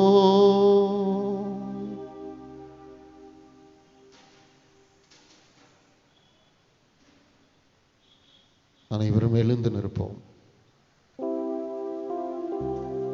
என்றென்றும் உள்ள எல்லாம் வல்ல இறைவா, மனிதர் அனைவரும் எப்போதும் உண்மையை விரும்பி தேடவும் உண்மை கண்டடைவதால் அமைதி பெறவுமே நீர் அவர்களை படைத்தீர்.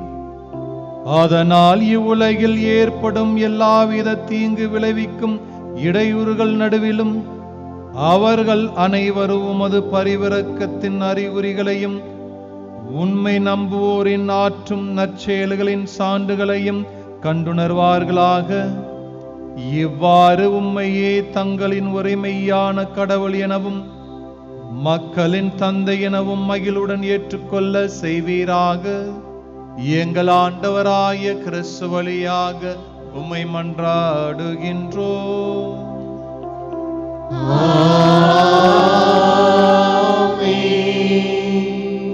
அனைவரும் அமர்வோம் அல்லது முழங்கால் பலியிடுவோம்.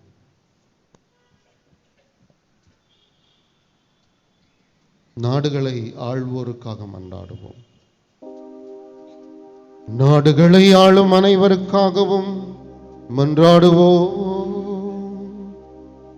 நம் இறைவனும் ஆண்டவருமானவர் தமது திருவுளப்படி உண்மையான அமைதியும் உரிமை வாழ்வும் பெறும் மக்களின் பொருட்டு அவர்களுடைய மனங்களையும் இதயங்களையும் வழிநடத்த வேண்டும் என மன்றாடுவோம்.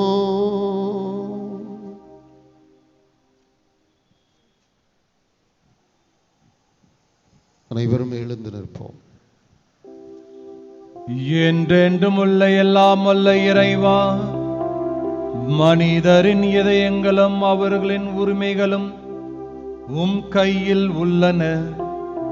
உலகெங்கும் மக்களின் வளமாக வாழ்வும் அமைதியும் உறுதிப்பாடும் சமய உரிமையும் உமது கொடையால் நிறைபெறுமாறு எங்களை ஆள்வோரை கனிவுடன் கண்ணோக்குவீராக. எங்கள் ஆண்டவராய கிறிஸ்து வழியாக உம்மை மன்றாடுகின்றோம்.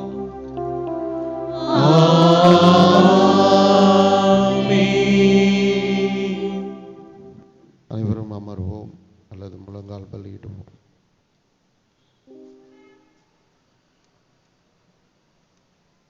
துன்புறுவோருக்காக வேண்டுவோம். அன்புமிக்க சகோதர சகோதரிகளே, துன்புறும் அனைவருக்காகவும் எல்லாம் வல்ல தந்தையாகிய கடவுளிடம் மன்றாடுவோம்.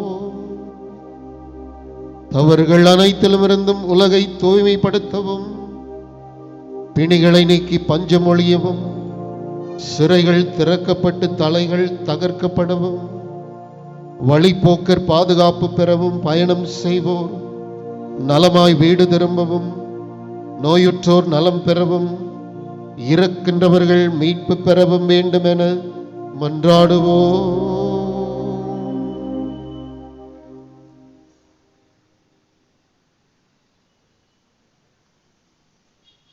அனைவரும் எழுந்து நிற்போம். என்றென்றும் உள்ள எல்லாம் வல்ல இறைவா, துயருவோருக்கு ஆறுதலும் வருந்துவோருக்கு திடமும் நீரே.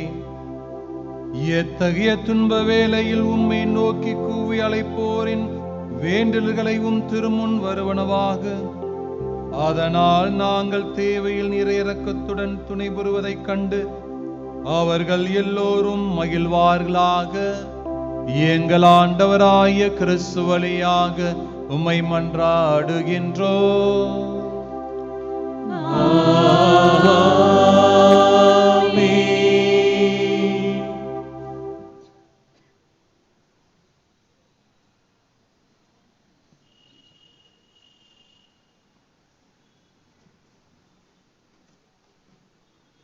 திருச்சிலுவை ஆராதனை. இன்றைய வழிபாட்டின் இரண்டாவது பகுதியான திருச்சிலுவை ஆராதனை இப்பொழுது தொடங்குகிறது. சிலுவை மரம் இரண்டு மர துண்டுகளின் இணைப்பு அல்ல, இழந்து போன இறை மனித உறவின் மீட்பு பிணைப்பு. இது தொடக்க நூல் புத்தகம் பிரிவு 3 3ஆம் இறைமொழியில் கூறப்பட்ட தோட்டத்தின் நடுவில் உள்ள சாவை கொடுக்கும் மரமல்ல, 2 கல்வர்களின் நடுவில் வீற்றிருந்து வருவோர் போவோரையும் தன்னை உற்று நோக்குவோரையும் 2 கைகளையும் நீட்டி அரவணைத்து அன்பு செய்யும் இயேசுவுக்கு தலையோடு உடலையும் சாய்க்க இடமளித்த வாழ்வளிக்கும் மரம். துன்பத்தில் பிறர் சாய்ந்து கொள்ள நம் தோலை கையளிக்கிறோமோ, அப்பொழுது நாமும் இந்த வாழ்வளிக்கும் மரத்தில் பங்கு கொள்கின்றோம். நீதிமொழிகள் புத்தகம் 15ஆம் பிரிவில் 4ஆம் இறைமொழி, சாந்தப்படுத்தும் சொல் வாழ்வளிக்கும் மரம் போன்றது என்பது போல, சாந்தமும் சமாதானமும் கொண்ட மக்களாகவும் சாந்தமான வார்த்தைகளை சொல்லும் மக்களாகவும் வாழ்வை சுட்டிக்காட்டும் திருச்சிலுவையாக நாம் ஒவ்வொருவரும் மாற வேண்டும் என்ற மனநிலையோடு இந்த ஆராதனையில் பங்கு பெறுவோம்.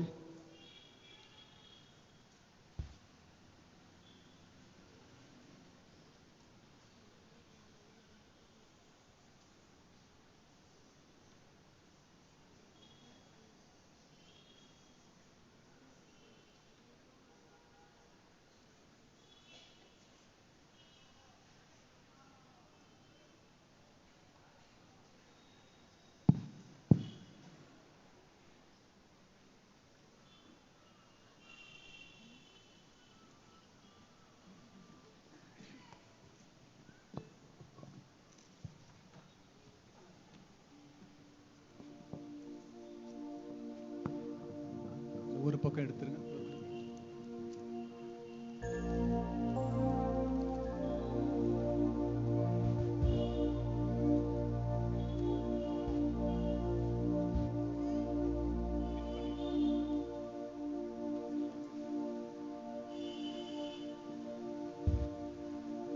திருச்சிலுவை மரமிதோ இதிலேதான் தொங்கினார் உலகத்தின் மீட்பர்.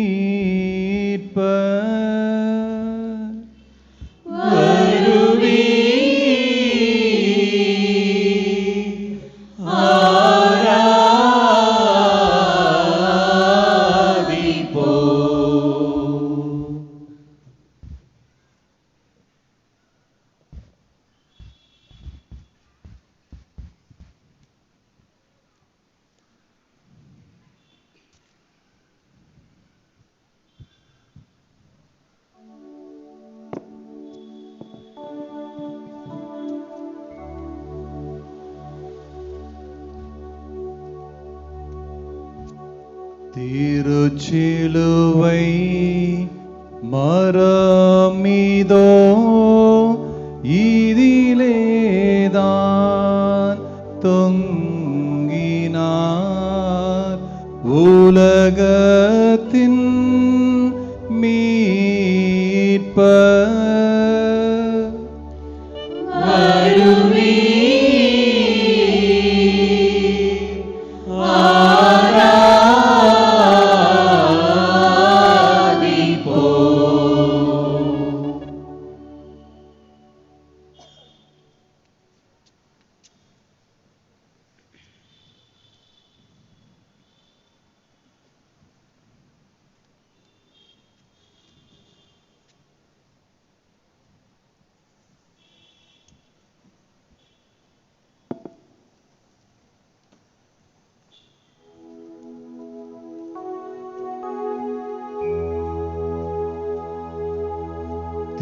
திருச்சிலுவை மரமிதோ இதிலேதான் தொங்கினார் உலகத்தின் மீட்பர்.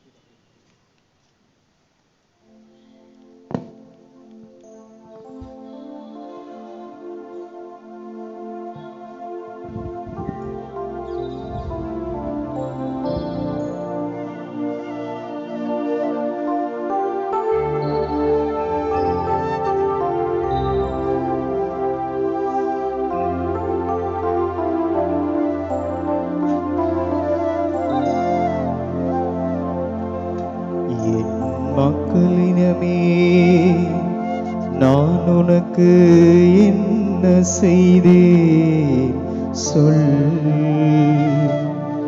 எதிலே உனக்கு துயர் தந்தே, எனக்கு பதில் நீ கூறிடுவாய். மக்களினமே, நான் உனக்கு என்ன செய்தேன் சொல். எதிலே உனக்கு துயர் தந்தே, எனக்கு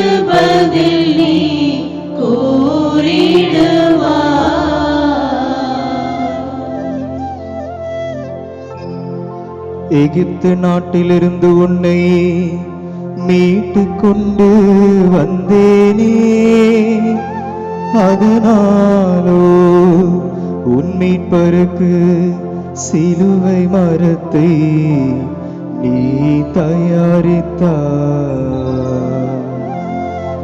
என் மக்களிடமே நான் உனக்கு என்ன செய்தேன் சொல். ஏதிலே உனக்கு துயர் தந்தே, எனக்கு பதில் நீ கூறிடுவாய்.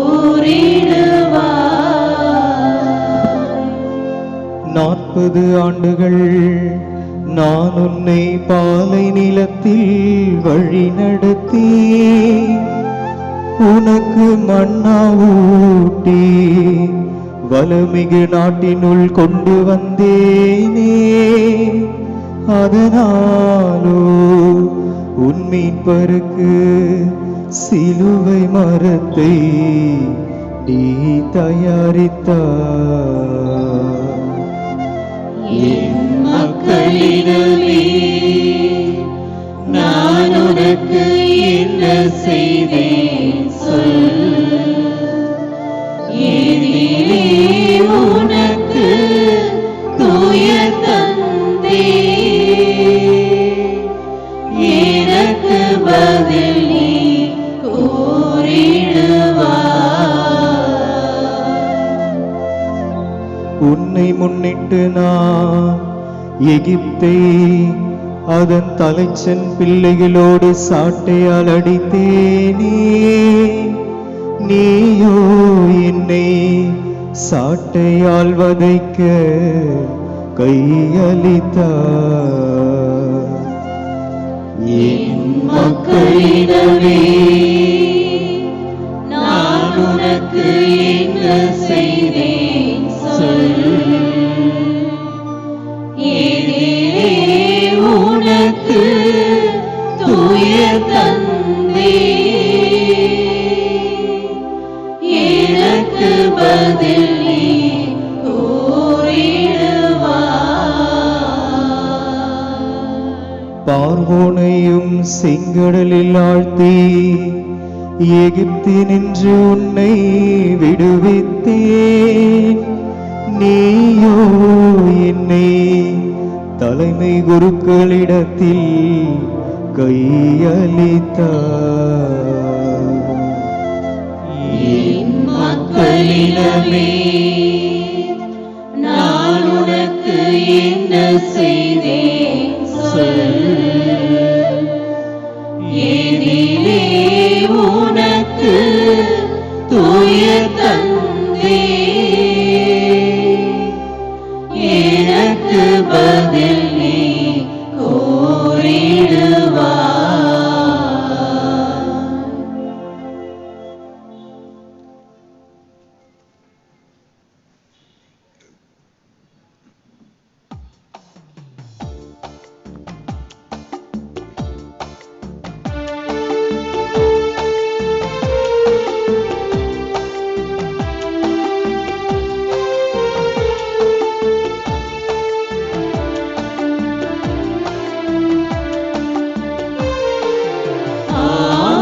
கொண்டவும் காயங்களை அன்புடன் முத்தி செய்கின்றேன், அன்புடன் முத்தி செய்கின்றேன்.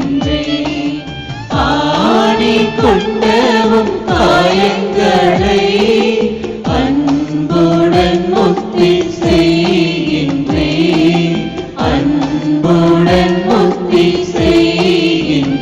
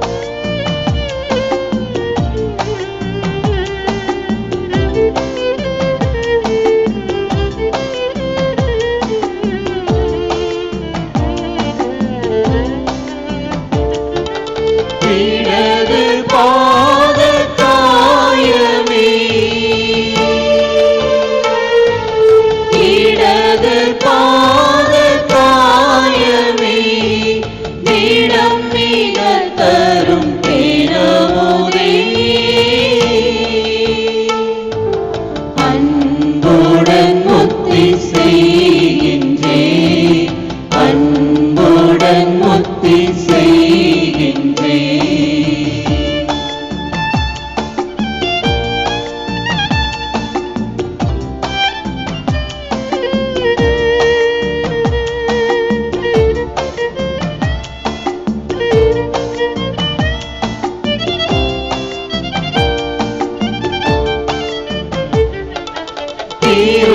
திருவிழாவின் காயமே,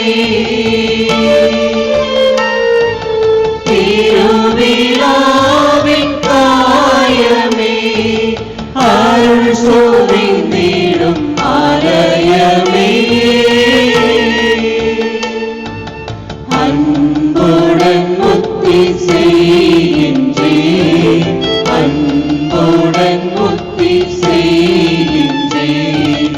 ஆணி கொண்டவும் காயங்களை அன்புடன் முத்தி செய்கின்றேன், அன்புடன் முத்தி செய்கின்றேன்.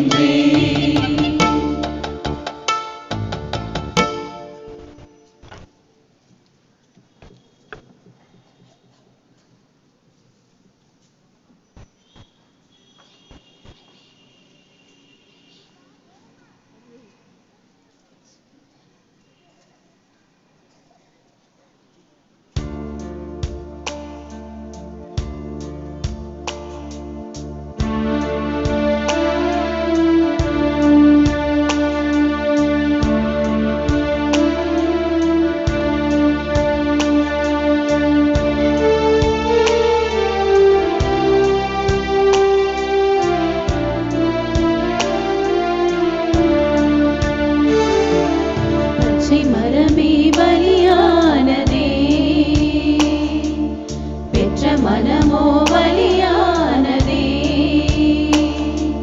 சித்தம் காண உயிர் போகினார், நித்தம் நீ நினைவாகினார், நித்தம் நீ நினைவாகினார், நிச்சமின்றி வழியேந்தினே, அச்சன் உன்னை கரம் தாங்கினே, நான் போகும் முன்னே நீ போகவா, வான்தூதன் அன்றே வந்துரைத்தார், நான் போகும் முன்னே நீ போகவா, வான்தூதன் அன்றே வந்துரைத்தார், என்னை ஒரு வாழோடுருவும் என்று சொன்னதும் இதற்காகவோ, என்று சொன்னதும் இதற்காகவோ, பச்சை மரமே பலியானதே, பெற்ற மனமோ பலியானதே.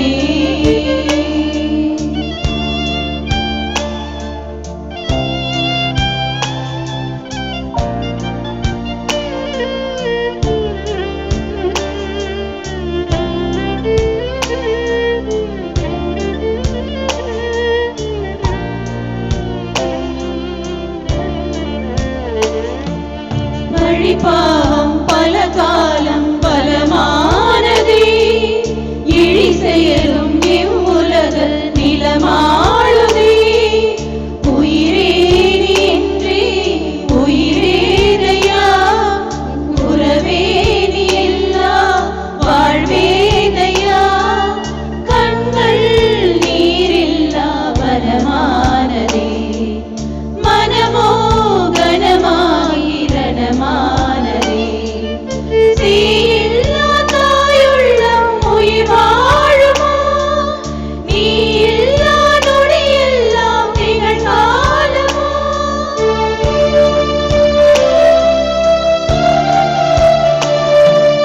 தீயில்லா தாயுள்ளம் உயிர் வாழுமா, நீ இல்லா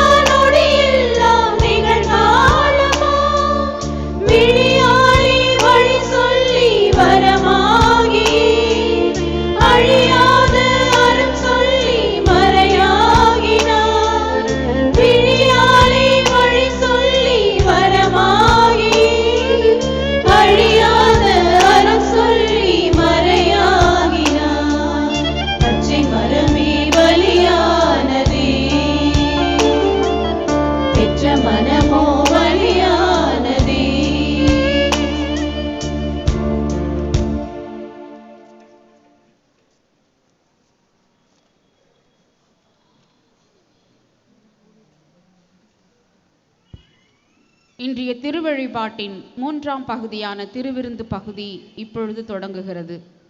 திருவிருந்தில் பங்கு பெறுதல் என்பது இயேசுவின் பாடுகளிலும் உயிர்ப்பிலும் நாம் பங்கு பெறுகிறோம் என்ற நம்பிக்கையை உள்ளடக்கி இருக்கிறது. மேலும் பழைய ஏற்பாட்டின்படி பலியாக்கப்பட்ட செம்மறியின் உடலை உண்ணுதல் பலியை ஏற்றுக்கொண்ட இறைவனோடு உறவு கொள்வதாகும். இங்கு இயேசுவே தம்மை பலியாக்கி நமக்கு உணவாக தந்து நம்மை இறைவனோடும் சக மனிதர்களோடும் ஒப்புரவாக்க கொடுத்த அழைப்பாகும் இந்த நற்கருணை விருந்து. இந்த அழைப்பை ஏற்று ஆண்டவரின் திருவிருந்தில் பங்கு பெறுவோம்.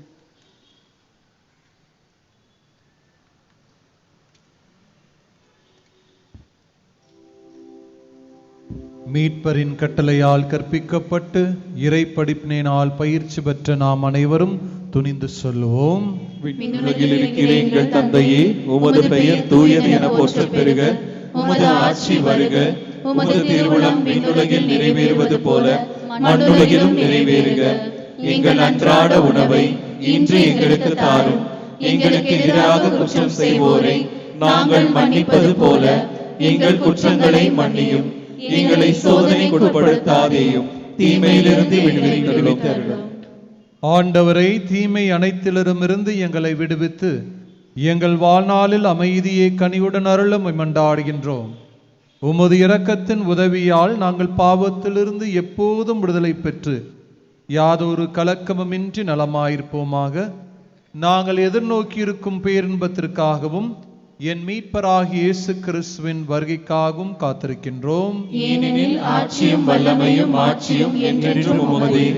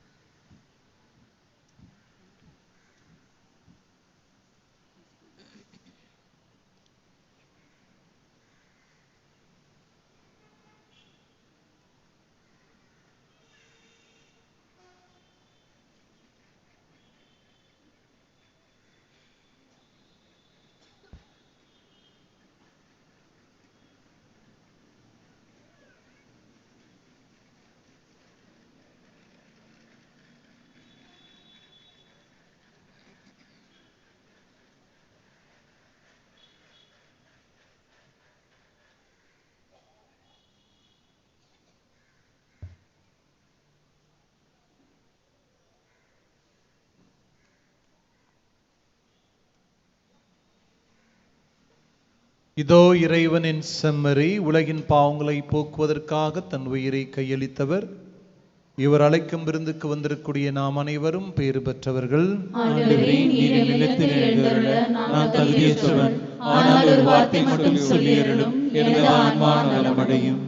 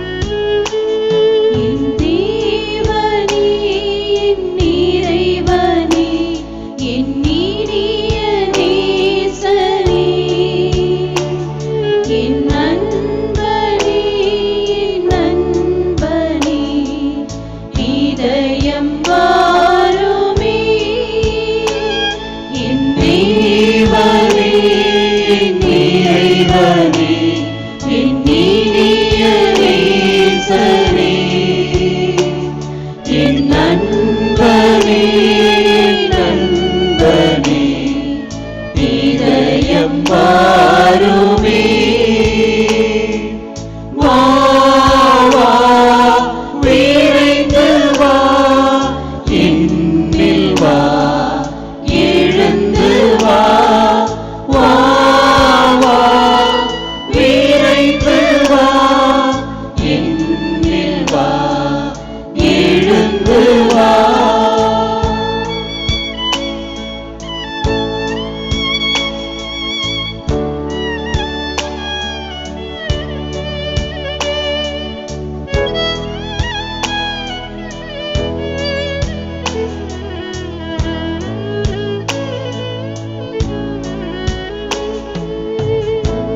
நீர் கண்ட மானை போல் தாவி நானும் வருகின்றேன். தண்ணீர் கண்ட மானை போல் தாவி நானும் வருகின்றேன். ஆன்மதாகம் தீரவே அள்ளி பருக விழைகின்றேன். வா வா விரைந்து வா என்னில் வா எழுந்து வா வா வா விரைந்து வா என்னில் வா எழுந்து வா தேவனே என் இறைவனே என் இனிய நேசரே என் நண்பனே என் நண்பனே இதயம் வாருமே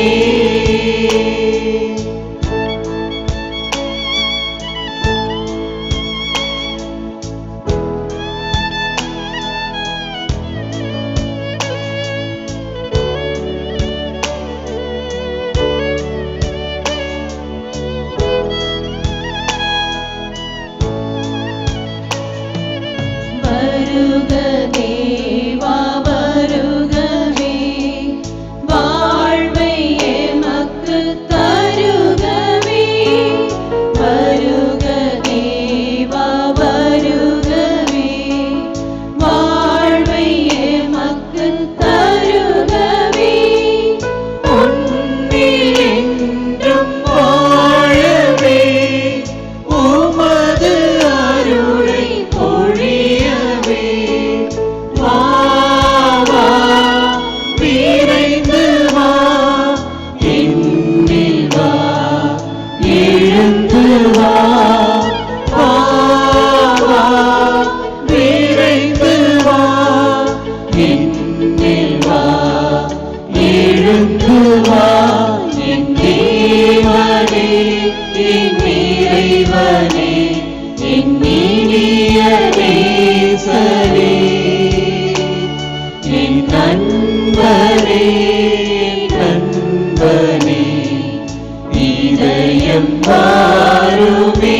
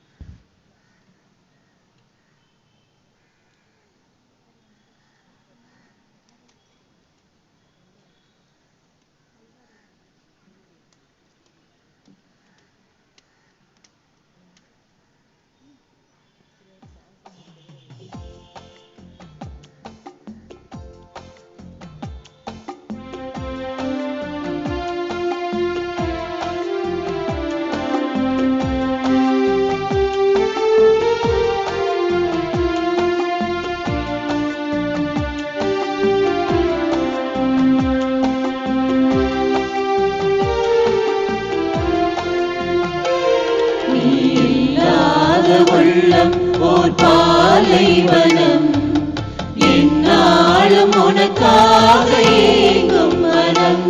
நீ இல்லாத உள்ளம் ஓர் பாலைவனம் எந்நாளும் உனக்காக ஏங்கும் மனம். இறைவா இறைவா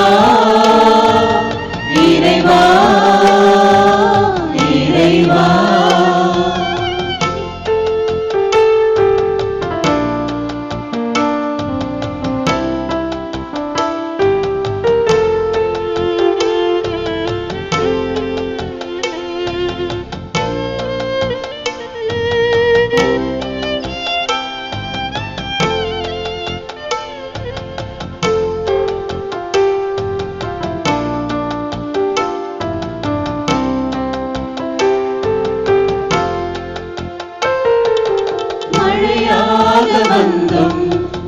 மீது நின்றும் நனையாத நிலமாகிறே. ஒளியாக நிறைந்தும் வாழ்வோடு இணைந்தும் விடிவில்லா இரவாகிறே. மழையாக வந்தும் மணல் மீது நின்றும் நனையாத நிலமாகிறே. ஒளியாக நிறைந்தும் வாழ்வோடு இணைந்தும் விடிவில்லா இரவாகிறே. உயிரோட்டும் அருள்மேகம் என்னை சூழுமோ, வாழ்வேற்றும் ஒளி வெள்ளம் இணையாளுமோ. உயிரோட்டும் அருள்மேகம் என்னை சூழுமோ, வாழ்வேற்றும் ஒளி வெள்ளம் இணையாளுமோ. இறைவா இறைவா இறைவா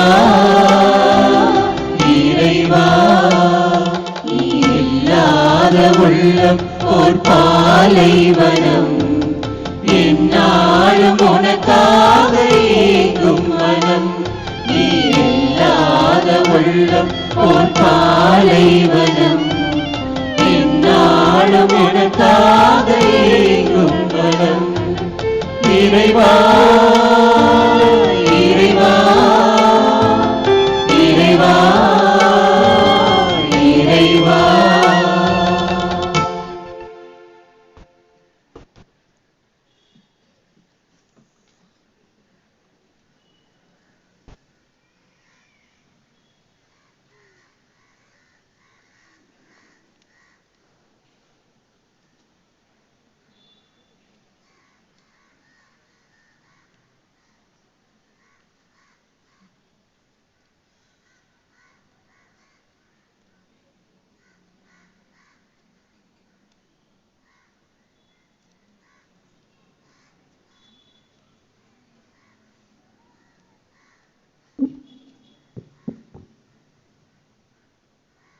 கிறிஸ்துவில் பிரியமான சகோதர சகோதரிகளே, உங்கள் அனைவருக்கும் தெரியும், பெரிய வெள்ளிக்கிழமை நடப்பது திருப்பலி அல்ல.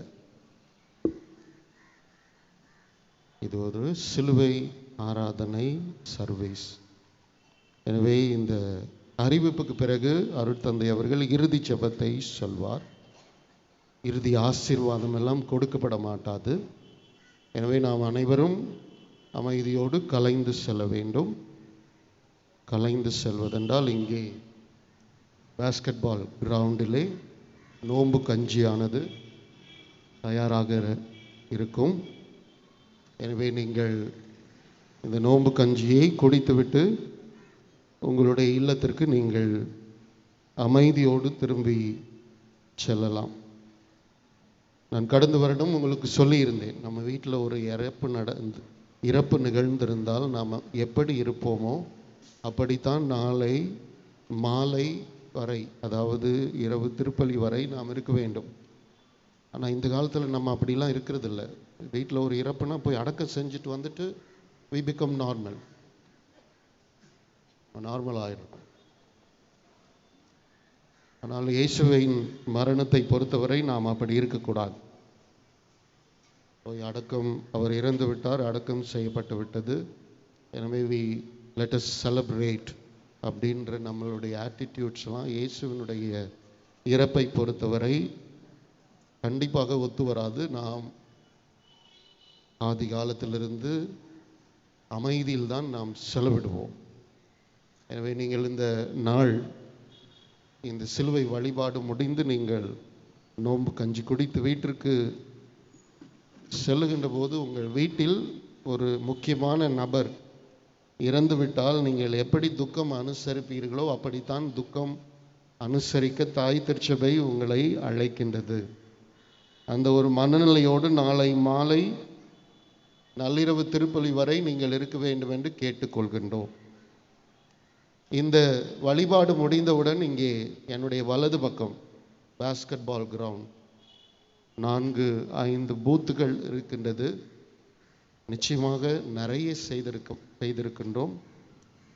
எனவே நீங்கள் மெதுவாக அடுத்த சர்வீஸ் 6 மணிக்கு தான். இப்போது மணி 4:45 தான். நேரம் இருக்கிறது. நீங்கள் ஆலயத்தில் கூட செலவிடலாம். மெதுவாக அமர்ந்து இந்த நோம்பு கஞ்சியை குடித்துவிட்டு ஒரு 5:30 மணிக்குள் நீங்கள் இங்கிருந்து சென்று விட்டீர்கள் என்றால் ஆங்கில சமூகத்தினர் 6 மணி திருப்பலிக்கு 5:30 மணிக்கே வருவார்கள். வந்து இந்த நோன்பு கஞ்சியை குடித்து பிறகு தங்களுடைய வழிபாட்டை ஆரம்பிப்பார்கள். வழிபாடு முடிகின்ற போது அவர்கள் இல்லம் திரும்புவார்கள். எனவே இந்த வழிமுறையை பின்பற்றும்படி நான் உங்களை அன்போடு கேட்டுக்கொள்கின்றேன். அதேபோல் இந்த வழிபாடு முடிந்து நீங்கள் போகின்ற போது உங்களுடைய இருக்கைகள், இந்த 3 நாட்களுமே வாகனங்கள் உள்ள வரக்கூடாது. ஆனால் உங்கள் பங்கு அப்படி கிடையாது. இல்லைன்னா சண்டை போடுவாங்க. வண்டி காரு, ஆங்கிலோ இந்தியன்ஸ் காரை உள்ளே எடுத்துகிட்டு வருவாங்க. கண்டிப்பாக செய்வாங்க. அப்படி இங்கே சேராக இருந்துச்சுன்னா கோயில் முன்னாடியே நிறுத்துவாங்க. I've been trying for last 5 years. But என்னால் பெருசாக அவங்கள மாற்றலாம் முடியல. அதனால் நிச்சயமாக வாகனங்கள் உள்ளே வரும். அனுப்ப முடியாதுன்னு சொன்னால் கூட சண்டை போட்டு உள்ளே வரும். எனவே தயவுசெய்து உங்களுடைய இருக்கைகளை ஒரு ஓரமாக அடுக்கி வைத்துவிட்டு செல்லும்படி உங்களை நான் தாழ்மையோடு கேட்டுக்கொள்கின்றேன். நாளை சரியாக 8:30 மணிக்கு பாஸ்கா இரவு திருப்பலி ஆங்கிலத்தில் நடைபெறும். 8:30 மணிக்கு ஆங்கிலத்தில் பாஸ்கா இரவு திருப்பலி நடைபெறும். அது முடிந்த பிறகு இரவு சரியாக 11 மணிக்கு பாஸ்கா நள்ளிரவு திருப்பலி தமிழில் நடைபெறும். ஆங்கிலத்தில் ஆலயத்திற்குள்ளும் தமிழில் ஆலயத்திற்கு வெளியிலும் நடைபெறும். நான் ஏற்கனவே ஓலை எழுதியவர்களிடம் சொல்லிவிட்டேன். நள்ளிரவு திருப்பலியில் திருமண ஓலைகள் வாசிக்கப்பட மாட்டாது. அடுத்த நாள் காலை 7:30 மணி திருப்பலியில், தமிழ் திருப்பலியில் திருமண ஓலைகள் வாசிக்கப்படும். ஆங்கில திருமண ஓலைகள் காலை 6 மணி திருப்பலியில் வாசிக்கப்படும். நள்ளிரவு திருப்பலியில் திருமண ஓலைகள் வாசிக்கப்பட மாட்டாது. மீண்டும் ஒரு முறை உங்களுக்கு நான் ஞாபகப்படுத்துகின்றேன். திருமண ஓலை வாசிக்கப்பட வேண்டியவர்கள் காலை 7:30 மணிக்கு திருப்பலியில் உங்களுடைய திருமண ஓலைகள் வாசிக்கப்படும். அதேபோல் நள்ளிரவு திருப்பலி முடிந்தவுடன் மந்திரிக்கப்பட்ட பாஸ்கா நீர் உங்களுக்கு கொடுக்கப்படும். எல்லாரும் இருந்து வாங்கிட்டு போங்க. ஏன்னா நான் போகிறதுக்கு முன்னாடி உங்கள் வீடு ஈஸ்டர் பிளஸ்ஸிங்லாம் பண்ண மாட்டேன். அடுத்து வர ஃபாதர் ஈஸ்டர் பிளஸ்ஸிங்களோடு உங்களுடைய வீட்டை சந்திப்பார். அதனால் நான் முடிச்சிட்டுலாம் போக முடியாது. அதனால் பாட்டில் வாங்கிட்டு போங்க. உங்கள் வீட்டில் ஏதாவது மந்திரிக்கப்பட்ட நீர் வேண்டும், பாஸ்கா பிளஸ்ஸிங் வேண்டும் என்றால் அந்த தண்ணீரை நீங்கள் உங்களுடைய இல்லத்தில் நீங்கள் தெளித்து கொள்ளலாம். நான் செல்வதற்கு முன்பாக நிறைய பேர் இப்போவே எனக்கு அப்பாயின்மெண்ட்லாம் கொடுக்க ஆரம்பிச்சிட்டாங்க. அதெல்லாம் பிஷப்பே இன்னும் யோசிச்சே முடிக்கலை. அதனால் வெயிட் பண்ணுங்கள். கண்டிப்பாக போயிடுவேன். இங்கெல்லாம் இருக்க மாட்டேன், அதுக்கு வாய்ப்பே கிடையாது. வெயிட். நான் பாஸ்கா பிளஸ்ஸிங் பண்ண மாட்டேன். வர ஃபாதர், புதிய பங்கு தந்தை உங்களுடைய இல்லத்தை சந்தித்து அப்படியே பாஸ்கா ஆசீர்வாதத்தையும் உங்கள் இல்லங்களுக்கு கொடுப்பார். எனவே நீங்கள் மறக்காமல் இந்த பாட்டில் தண்ணீரை வாங்கி செல்லுங்கள். அதை தயவு செய்து விரயம் செய்யாதீர்கள். கடந்த ஆண்டு, அதற்கு முந்தைய ஆண்டு நிறைய பாட்டில்ஸ் விரயம் செய்யப்பட்டிருக்கின்றது. தயவு செய்து அவ்வாறு செய்யாதீர்கள். நம்முடைய பங்கு திருவிழாவானது ஏப்ரல் 24, 25, 26, 27, 28 5 நாட்கள் நடைபெறும். முன்கூட்டியே நான் உங்களுக்கு அறிவித்து விடுகின்றேன். அதற்கு ஏற்றாற்போல் உங்களுடைய விடுமுறை நாட்களை நீங்கள் திட்டமிடலாம். உங்கள் குழந்தைகளுக்கு தேர்வுகள் தேர்தலுக்கு முன்பாக 19ஆம் தேதிக்கு முன்பாக முடிவடைந்து விடும். எனவே நீங்கள் தேர்தல் முடித்தவுடன் உங்கள் ஊர்களுக்கு செல்லாமல் ஒரு வாரம் பொறுத்து உங்களுடைய பங்கு திருவிழாவை நீங்கள் சிறப்பித்து பங்கெடுத்து செல்லும்படி உங்களை கேட்டுக்கொள்கின்றேன். பொதுவாக இந்த பங்கு திருவிழாவுக்கு இது மாதிரிலாம் கூட்டம் வருவது கிடையாது. ஒரு ஆலயம் நிரம்பக்கூடிய அளவுக்கு தான் கூட்டம் வரும். இந்த வருடம் நீங்கள் உங்களுடைய பங்கு திருவிழாவை சிறப்பாக சிறப்பித்துவிட்டு உங்களுடைய விடுமுறைக்கு செல்லும்படி கேட்டுக்கொள்கின்றேன். அதற்குள் இந்த கோபுர வேலை முடிந்துவிட்டதென்றால் கொடியேற்றத்தின் போது இந்த கோபுரமானது மந்திரிக்கப்படும், புதிய கோபுரம். அப்படி முடியவில்லை என்றால் நான் போவதற்கு முன்பாக ஏதாவது ஒரு நாளிலே இந்த புதிய கோபுரமானது மந்திரிக்கப்படும். அனைவரும் இறுதி ஜெபத்திற்கு எழுந்து நிற்போம். ஆசீர்வாதம் கிடையாது. ஜெபம் முடிந்தவுடன் அமைதியோடு கலைந்து நோன்பு கஞ்சி குடிப்பதற்காக நாம் செல்வோம். ஜெபிப்போமாக. என்றென்றும் உள்ள எல்லாம் வல்ல இறைவா, உம்முடைய கிறிஸ்துவின் பாடுகளினாலும் புனித இறப்பினாலும் உயிர்ப்பினாலும் எங்களை மீட்டருளினீர். உமது இரக்கத்தில் நீர் ஆற்றிய மீட்பு செயல் எங்களில் நிலைத்திருக்க செய்தருளும். எவ்வாறு இப்பொருளின் பங்கேற்பதன் வழியாக முடிவில்லா இறை பற்றுடன் வாழ்வோமாக. எங்கள் ஆண்டவராய கிறிஸ்து வழியாக உம்மை மன்றாடுகின்றோம்.